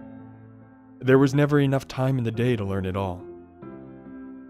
Eventually, I graduated from high school as valedictorian. A prodigy, they called me. Genius, savant. But none of that held any meaning to me. All I cared about was getting to the stars. I entered a university and was, as usual, the top of my class. I got my doctorates in engineering. I was a woman now, but nothing had changed. I still researched and conducted experiments every day as I always had. Only now, I needed to provide for myself. And I couldn't do that without a job. Luckily, there was no shortage of opportunities for employment, and I found myself employed at my university. In a way, I had now found a new home amongst the many students and fellow researchers, each one with their own passions and dreams for the future. Together, we worked tirelessly day and night. However, everything changed when we went to war. I'm afraid I can't give you as much information as I'd like to in regards of what ignited the conflict. I was never in touch with the current events that surrounded me. All I could think of was the future. So when the government sent a representative to me and my colleagues and demanded that we focus our attention on weapons development and surveillance, I naturally declined. At this, he exploded. He said that I would comply, or I, and more importantly, my friends, would be charged with treason and prosecuted to the fullest extent of the law. I didn't know what to do. I couldn't do that to them, and yet, to yield meant giving up on everything I had ever worked for. It meant that I no longer would be able to reach for the stars, but to be confined to the dirt. In the end, I bent to them, as they knew I would. All of my skills and talents were now being used to destroy my fellow man instead of raising them to new heights. I fell into depression. What was the point of it all? All of those countless hours of researching and experimenting, all of that work, wiped away in a day. I began to hate myself, so much so that I actually considered doing the world a favor and ending it all. At least then my work would no longer be used to hurt people, and I would have done it had I not been saved. In my depression, I had decided to down an entire bottle of aspirin. But, as luck would have it, a colleague of mine by the name of Robert, my future husband, had come upon me while I was passed out on the floor of the main lab. He rushed me to the paramedics, and because of him, I had lived. It may sound strange, but I hated him for doing that. What right did he have to stop me? It was a decision that I had made of my own free will. When he heard this, he said something that I did not expect. For someone so smart, you really are stupid, aren't you? I was taken aback by that. I expected anger, yes, but not out of genuine concern. He told me that I had a gift, and it was due to that I had a duty to fulfill. Not to my country, but to the people. And so he helped me in my recovery, and eventually he forgave me. Later, he loved me. It was during the time of my rehabilitation that Robert and I came up with a plan to deceive our government. The war was escalating, and a final confrontation was imminent. There was no time to try and save everybody, but we could save our friends and their families. It wasn't easy. It took every favor I had amassed over the course of my career, but it worked. I sent messages to every member of my team's family that I could reach. While we were able to reach most of them, some were completely lost to us. The country was, by that point, a war zone. Several cities were under siege, and since it was much too much of a risk to send digital messages, we were forced to send couriers. Most came back with their cargo and smuggled them inside the facility via transport trucks. The rest didn't come back at all. While this was happening, Robert was preparing our escape while making sure the top brass was none the wiser. The plan was to turn what was originally a prototype shuttle that we were working on prior to the war and disguising it as a missile. During the demonstration, the missile would transport us towards a shelter that we'd been developing in secret. In truth, that's where their money was really being spent at. It was brilliant. Everything was in place. We managed to smuggle all of our staff and myself on board, but Robert had to stay behind. Someone had to present our demonstration. I was so afraid. What if we got caught? What if Robert got hurt, or worse, killed? What if the rocket simply exploded on the launch pad? So many variables. Too many variables. I watched from a window as Robert set up the diversion. I never realized how good of an actor he really was. Maybe instead of working on algorithms, he should have been a movie star. But I'm getting off topic. Robert managed to fire up the engines. With a 30-second delay before the launch, I saw him arguing with who I assume was a general. I saw Robert elbow him in the gut and run for the shuttle. Men with rifles started firing at him. I ran toward the entrance and let him in. I could hear the bullets flying by my ears and hitting the wall behind us. Somehow, I managed to get Robert inside and seal the door. We were safe. At least, that's what I thought. Robert had been shot. There was so much blood. I tried to help him, but he pushed me away and told me to help strap him in. The shuttle was about to launch, and the men outside were trying to force their way in. I did as he asked. Just as soon as he and I were strapped in, I felt myself being forced back into my seat. We were launching. I looked at the rearview cameras and saw the men outside instantly burn to ash. Then I looked out the window and saw the night sky, full of stars, just like I remembered. I watched as we rose higher and higher. We just kept going until we reached the lower stratosphere. From there, I could see the stars. So close, so bright, so beautiful. But then, from the corner of my eye, I saw a flash of light. At first, I assumed that it was the rising of the sun over the horizon, but then there was another flash, then another. Several blinding lights ignited all across the horizon. It was as if the world was suddenly set ablaze. I'm sure you can figure out what happened. I don't know who launched their missiles first, but sometimes I wonder, did the enemy launch because they thought our shuttle was an ICBM? I don't know, and I probably never will. We started to descend, and I watched as the stars disappeared behind the clouds. What I saw after was horrible. I saw cities broken and burned. I saw the gray ash falling over the shattered landscape that was once my world. As we began to descend, I felt our shuttle shake violently from the turbulence. The shockwaves from one of the blasts knocked us off course. We crashed just a few miles off of our intended location. We were too far from the blast itself for it to do any significant damage to the shuttle, and the shielding protected us from harmful radiation outside. I unhooked myself and went to check on Robert. The bleeding had stopped, and he said that he was okay. He tried to make it seem that he had no pain, but I could tell he did. We geared up for the walk. We had experimental suits designed for our astronauts. They were still in the prototype stage, but we were more than confident that they'd hold up to the environment outside. It's funny, really.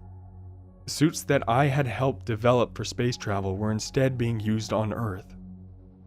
After helping Robert into his suit, I opened the hatch and climbed out with the others. It was like being on another world. Blackened skies, falling ash, scorched earth, and broken, skeletal remains of a city in the distance. I looked back at the shuttle, on all of my work, my passion, my dreams, then turned away. We walked, For hours we walked, until the sky began to finally become a bit less dark. We couldn't see it because of the clouds, you see, but the sun must have been rising. We had finally made it into the city, what was left of it anyways. We passed the charred remains of what was once our proud civilization. I saw a whole skyscraper impaled on another, as if it was simply ripped from its very foundation and thrown like a spear. But what got me the most was when we passed these shadows burned into the wall of a building. They were of a man and a little girl holding hands trying to escape the blast. I looked away and forced the thought from my mind. I still think about them sometimes. Eventually we made it. The building where the shelter was gone. Not a single brick was left. Luckily, we were prepared for this. You see, the building wasn't the shelter was built underneath it. Below were miles upon miles of abandoned subway tunnels, perfect for housing dozens if not hundreds of people. The entrance leading to the shelter was still there. I opened the hatch and we made our way inside. We were safe. Finally safe. We sealed the hatch and each made our own way. It may sound strange, but I really needed a drink. I was never one for alcohol, but I figured that I had earned a shot or dozen. As for Robert, he turned out okay. It seems that the bullet simply grazed him. Nothing a few stitches couldn't, fix. I was told all of this much later, you understand. I had passed out and woke up feeling like my skull was being split open. I had made my way out of the sleeping quarters and I heard voices. Everybody was in the cafeteria. Some were talking, laughing, and a few were crying. One of our team's family members, no idea whose, came up to me and thanked me for saving their lives. I was surprised. The last thing I expected was gratitude. If anything, I expected resentment towards taking them from their lives. I didn't know what to say, so I simply nodded. I looked around and noticed that Robert was nowhere to be seen. I began to worry. I asked where he was. One of the men, Jerry, I think his name was, said that he hadn't seen him in hours.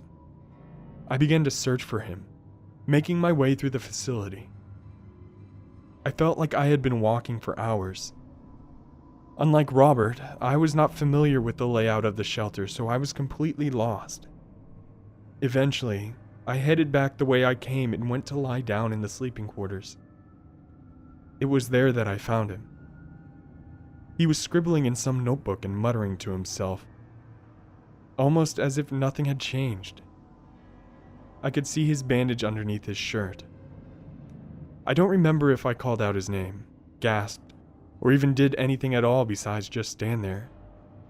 But he suddenly turned around, and I could see how very tired he was.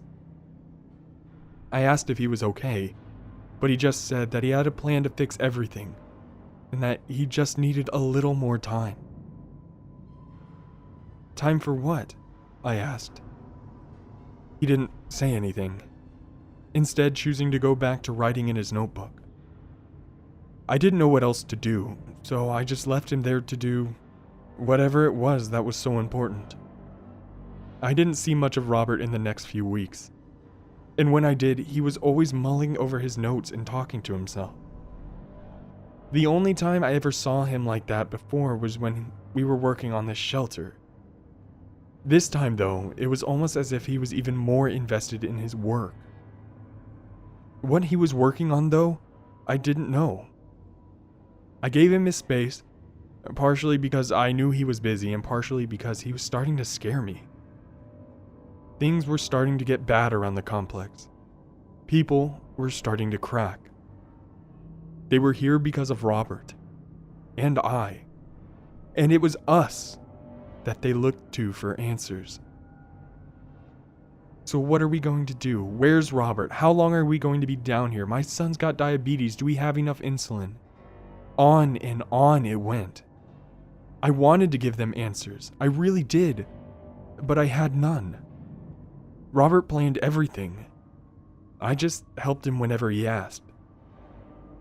When they realized that I didn't know any more than they did, the room went silent. They stared at me. I stared at them.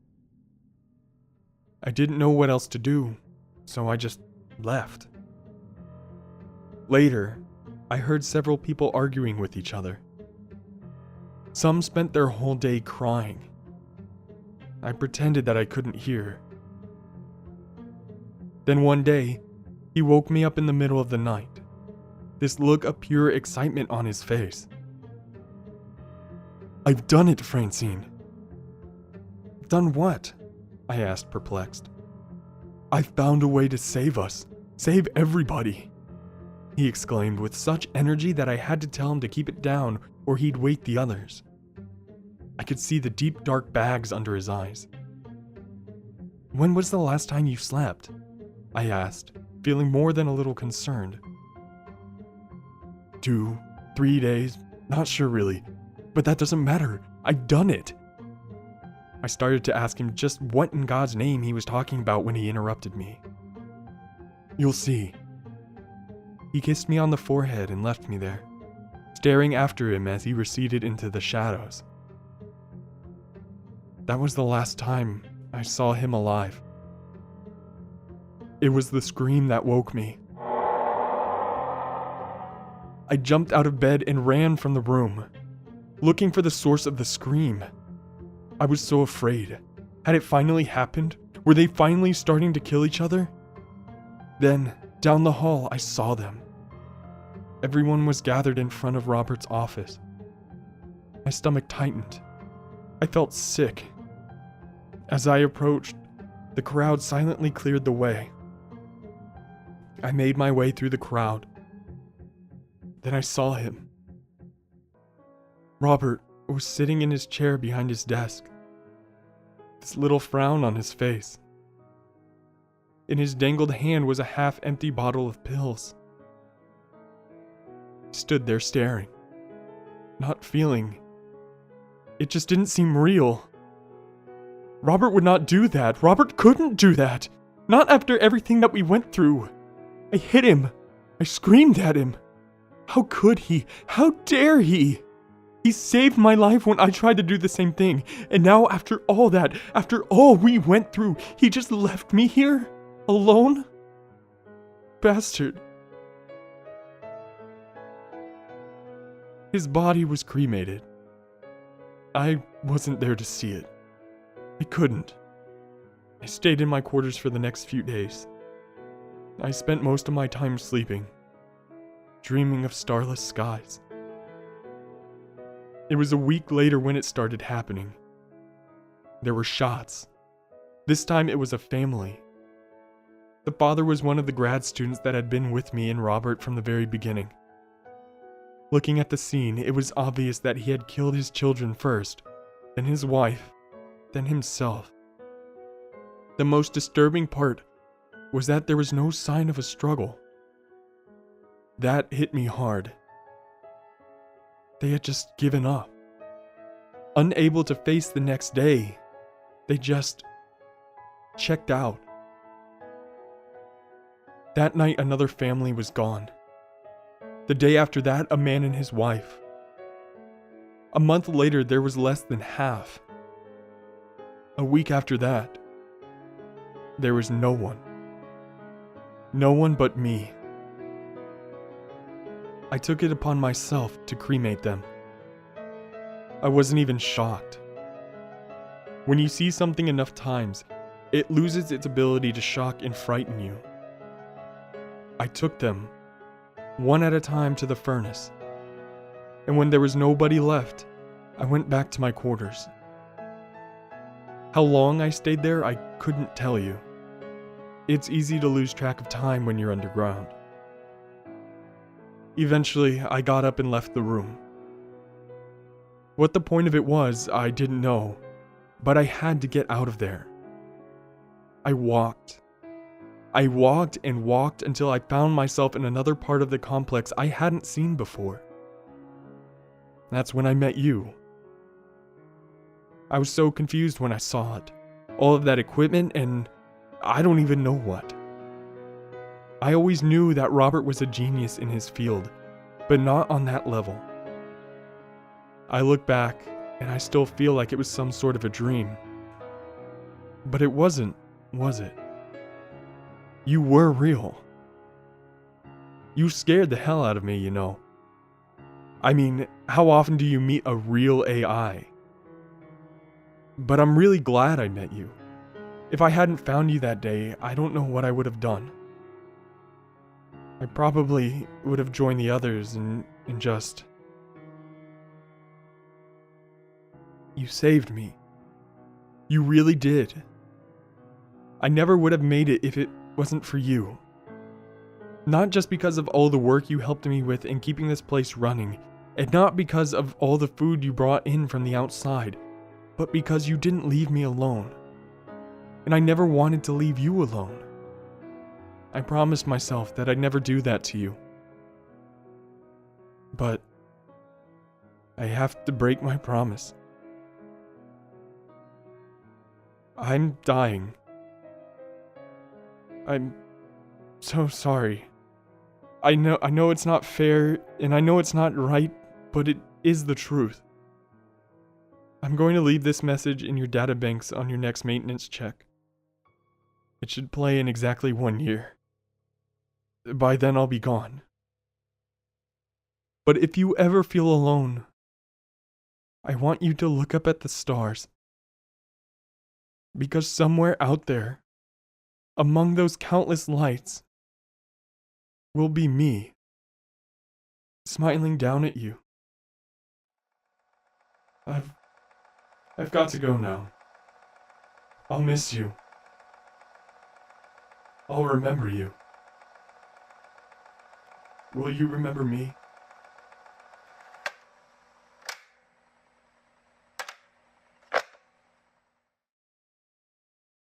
I'm standing in front of a burnt tree on a hill overlooking the complex I once called home. I look down at the unmarked grave I dug 1 year ago. I look up at the starlit sky, and I remember. I will always remember.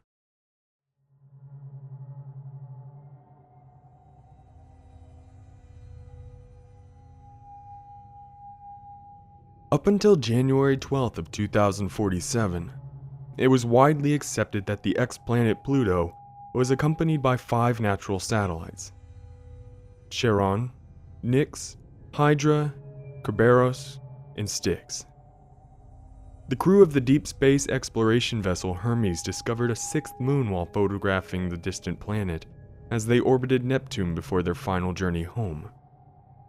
When Houston was informed of the development, they were underwhelmed to say the least, as any mass as small as Hermes was described was far too small to be interesting in any way. It wasn't until the second report came in that Control showed any interest in exploring the new body. I was in charge of navigation and system maintenance on the Hermes, which is why I was the first one to notice something strange with the moon. At first, I assumed it was a technical issue with the instruments, but not one wire or fuse was out of place, and after several diagnostic checks and 2 system reboots, nothing had changed. Had the pilot known what the instruments were reading, he would have been just as perplexed as I. Every number and calculation pointed to one observation. The small moon had stopped its own orbit. It hadn't even slowed down before halting. It went from 4,474 miles per hour to 0 in an instant in time, as if our attention had alerted it to our presence. Needless to say, Houston extended our deep space stay and ordered an immediate expedition to the unknown satellite of Pluto. After 1 month of travel through the outer edge of the solar system, we could finally view the object with our own eyes, which was a disturbing notion considering the appearance of the thing. We didn't have a visual at first, since we had to enter Pluto's orbit from the opposite side of the planet. But once it rose over the horizon, we could view it directly out of the cockpit window and record it using our forward cameras. From a greater distance, it seemed to be a natural body, but as the distance decreased, the true nature of the object's surface was revealed. The entire landmass consisted of triangles interlocked in a pattern to create a sphere, almost like the latticework on a dome structure. Any ideas about natural formation were dispelled, and new thoughts entered our minds and the minds of those in the control room on Earth. Thoughts of our place in the universe. We were not alone. We were never alone. Our analysts came up with a rough estimation that any beings technologically advanced enough to create such a structure capable of instantaneously and absolutely changing its speed despite its own momentum would have to have been around for millions of years before the first human was banging rocks together. In quite an unprofessional tone of skepticism, he also told us that the physics of the situation were quite impossible, and that such beings might also have to be fourth dimensional. These words were colder and more frightening than the empty space outside our cabin. I didn't speak for a while. Less interesting, but still extremely significant, was the light being emitted from the surface. It wasn't reflection from the sun, nor was it because of any natural phenomenon, being as sensors indicated that the structure was completely hollow.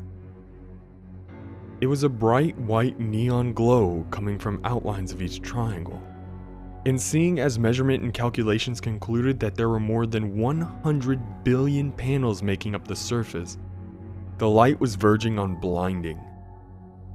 We wondered why we hadn't seen the light emitting from the object earlier. We could only assume it was getting brighter as we got closer.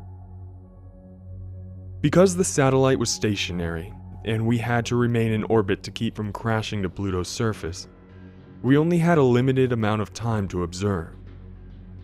The entire crew watched through the rear deck as the object set over the horizon of our ex-planet. We would have to wait until we came back around before we could take any more readings. We tried to sleep, but the tension, fear, and excitement of our new discovery forbid it. So we spent the night reviewing data and video footage.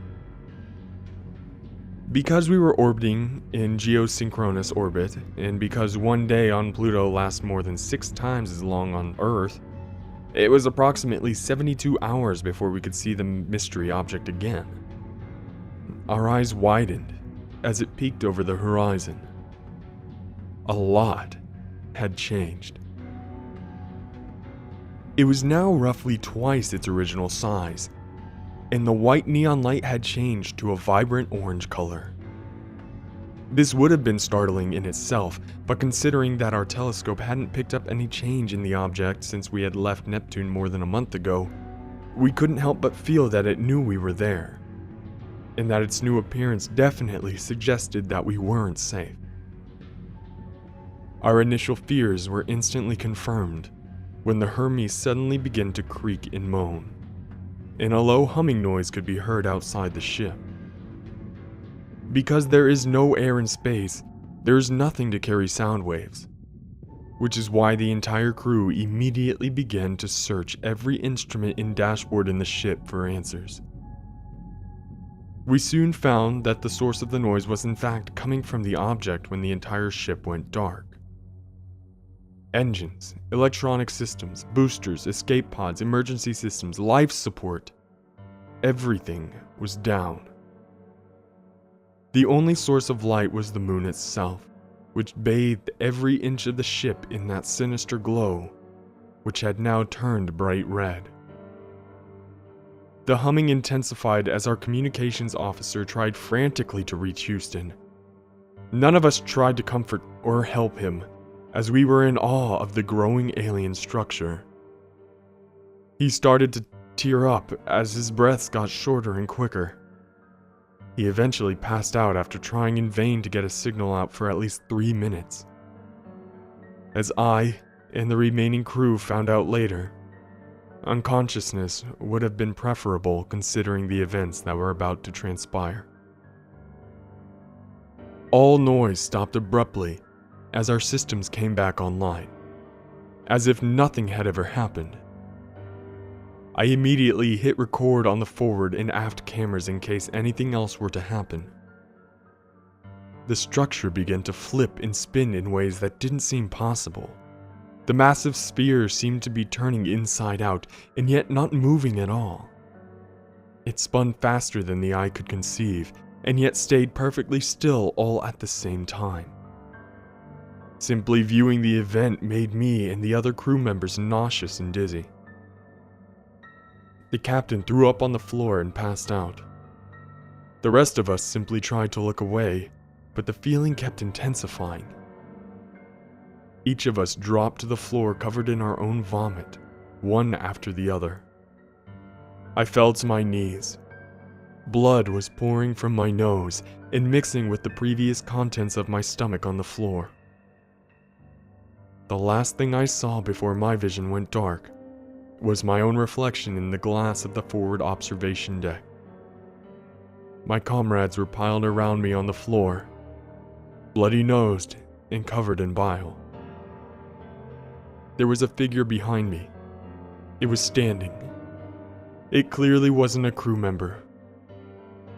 I went unconscious before I could turn around to face it. I saw the fear in my own eyes as my head dropped to the floor. I had the strangest dream during my unconsciousness. I was back home in New Orleans, walking down my street.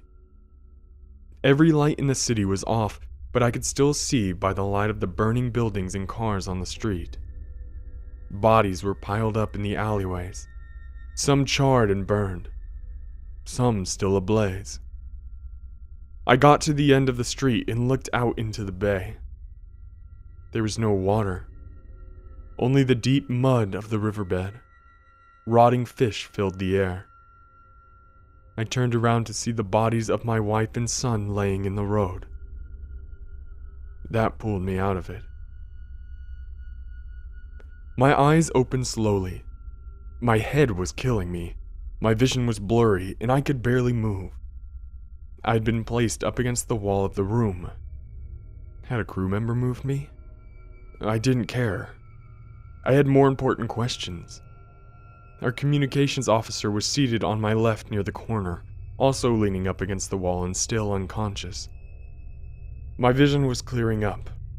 I wish it hadn't. I wish I could have stayed there, unaware of what was going on. I would have rather died.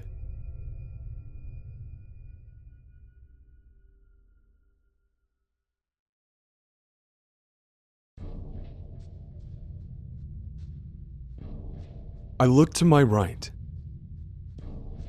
There were the bodies of my shipmates piled on the floor.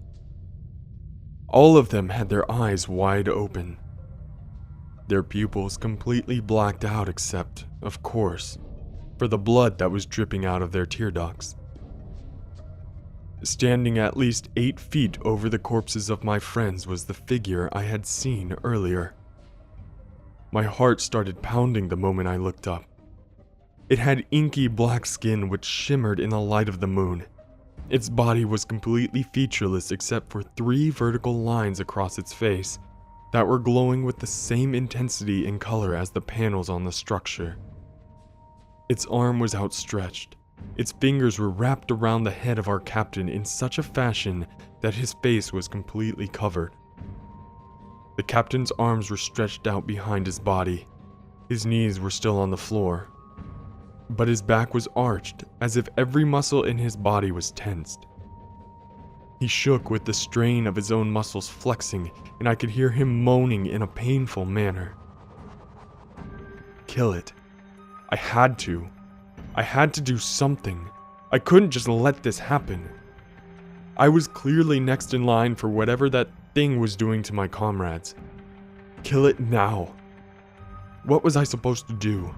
This was an exploratory mission. We didn't have any weapons. Nothing. You have to find something. I searched around the room, trying not to be noticed by it.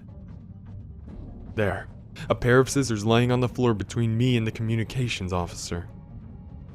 I reached for them as slowly as I could, keeping my eyes on the creature. It was peering down at my captain, who was still convulsing. I had them in my hand, but I needed a plan. The thing looked like flesh and blood. Go for the neck. I grasped the scissors firmly in my blood-covered hand. It was now or never. I leaned forwards, constantly watching the creature suck the life out of the captain. Slowly now. Don't let it see you. The communications officer coughed and moaned loudly behind me. Damn. The creature's head snapped around and peered directly at me. Do it now. I jumped to my feet and ran across the room toward my target. The captain's body fell limp to the ground as the alien turned to face me, but it was already too late for it. I plunged my makeshift weapon as deep as I could into its throat, twisting the scissors to inflict as much damage as possible. It stumbled backwards, hitting the other wall, clutching at the wound to its neck. It was oozing liquid onto the floor and onto itself. The blood glowed a bright neon red just like the moon. The creature slid down the wall onto the floor, still staring into my eyes. Its body began to fade away like the signal on a television turning into static. I felt the same sickness and pain as before and stumbled back, looking away to avoid the headache. I looked up, and the creature was gone. A bloody pair of scissors in its place. I made the assumption that it had gone back to its ship, and that more were coming in its place. Most likely, I would end up like the rest of my crew if any more of those things got on board. Get the hell out of here now. I picked up the communications officer as well as the scissors and started towards the ladder to the cockpit. The officer wasn't conscious enough yet to even walk, much less climb a ladder. I left him at the bottom and scrambled up to the next floor, immediately passing through the airlock and into the control room. I ran to the generator panel and turned off the gravity systems. I went headfirst into the ladder corridor, reaching for the officer's jacket to haul him up with me. I looked upside down, through the rungs of the ladder, down to the ship's main hallway and immediately saw two more creatures materialize out of thin air. My demeanor shifted from calm determination to frantic anxiety.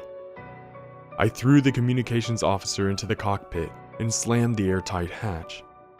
I rushed to the flight controls, still not sure how to get rid of the aggressors. The hatch behind me started to hum and vibrate. It wouldn't be long before they got through. I searched the switchboard for something I could use against them, something that would turn the tides. There, a red button labeled Atmosphere Flush. I entered my passcode and pressed it without hesitation, not even sure if the vacuum of space would affect the creatures. I heard the air in the rest of the ship get sucked into the void, followed by a cold silence. I didn't know if the creatures were gone or not, but I wasn't going to wait around to find out. I set the ship at a full-speed collision course with the moon, making sure to shut down the cooling systems for the fusion reactor. The Hermes was going to make an excellent torpedo. The last thing I was going to do was let those bastards get to Earth. I could only assume that they attacked our ship to glean information on our home planet, and my assumption continued to conclude that they weren't friendly. Especially based on the events of the past few hours, which gave me comfort considering that they were about to suffer the heat of a 40 megaton blast. I began to ready an escape vessel. The Hermes was equipped with 3 pods in total, but me and the officer would only need 1, seeing as the rest of the crew were dead. I said a prayer for my fallen friends as I loaded the food and supplies of the other pods into the one that we would be using. The hatch door sealing us off from the rest of the ship began to vibrate again. I hadn't killed them, but I had slowed them down enough to leave. I closed the pod door just as the floor hatch burst open, and the two creatures floated into the room. Again, staring directly through the window at me. The pod burst from its docking bay, away from the Hermes. I watched it accelerate away toward the alien moon, fading away into the complexity of the alien latticework until I lost sight of it completely. There was a blinding flash of light, silent in the vastness of deep space. The neon glow of the unknown satellite of Pluto flickered and faded from red to orange, then finally back to white, before going out completely. Debris scattered into space, in all directions, twinkling as they reflected the light of our sun, which was now rising from behind Pluto. I stared in awe at our home star so far away, yet still so bright. The natural light was comforting. I floated there for a while, my face against the edge of the porthole, not thinking about anything at all, except the cold glass against my cheek and the sweat floating weightless on my nose. The officer and I had a long journey home. I could only pray that I had seen the last of those things. I set a course for Earth. Well, hello everyone. My name is Darkness Tales. I really hope you enjoyed my narration tonight. If you did, make sure to hit the like button and click subscribe on this video. I'm sure the link to my channel will be in the description down below. I'm a creepypasta narrator as well as a horror film cinematographer. On most Fridays, I try to set out videos where I can interact with my audience, as well as put out 4 to 5 videos a week. So I really hope you guys will come join me on over there, hit the subscribe button, and get ready for a journey into darkness. So with all that being said, I consider you all my darkness militia from here forth, and as always, have a terrifying evening.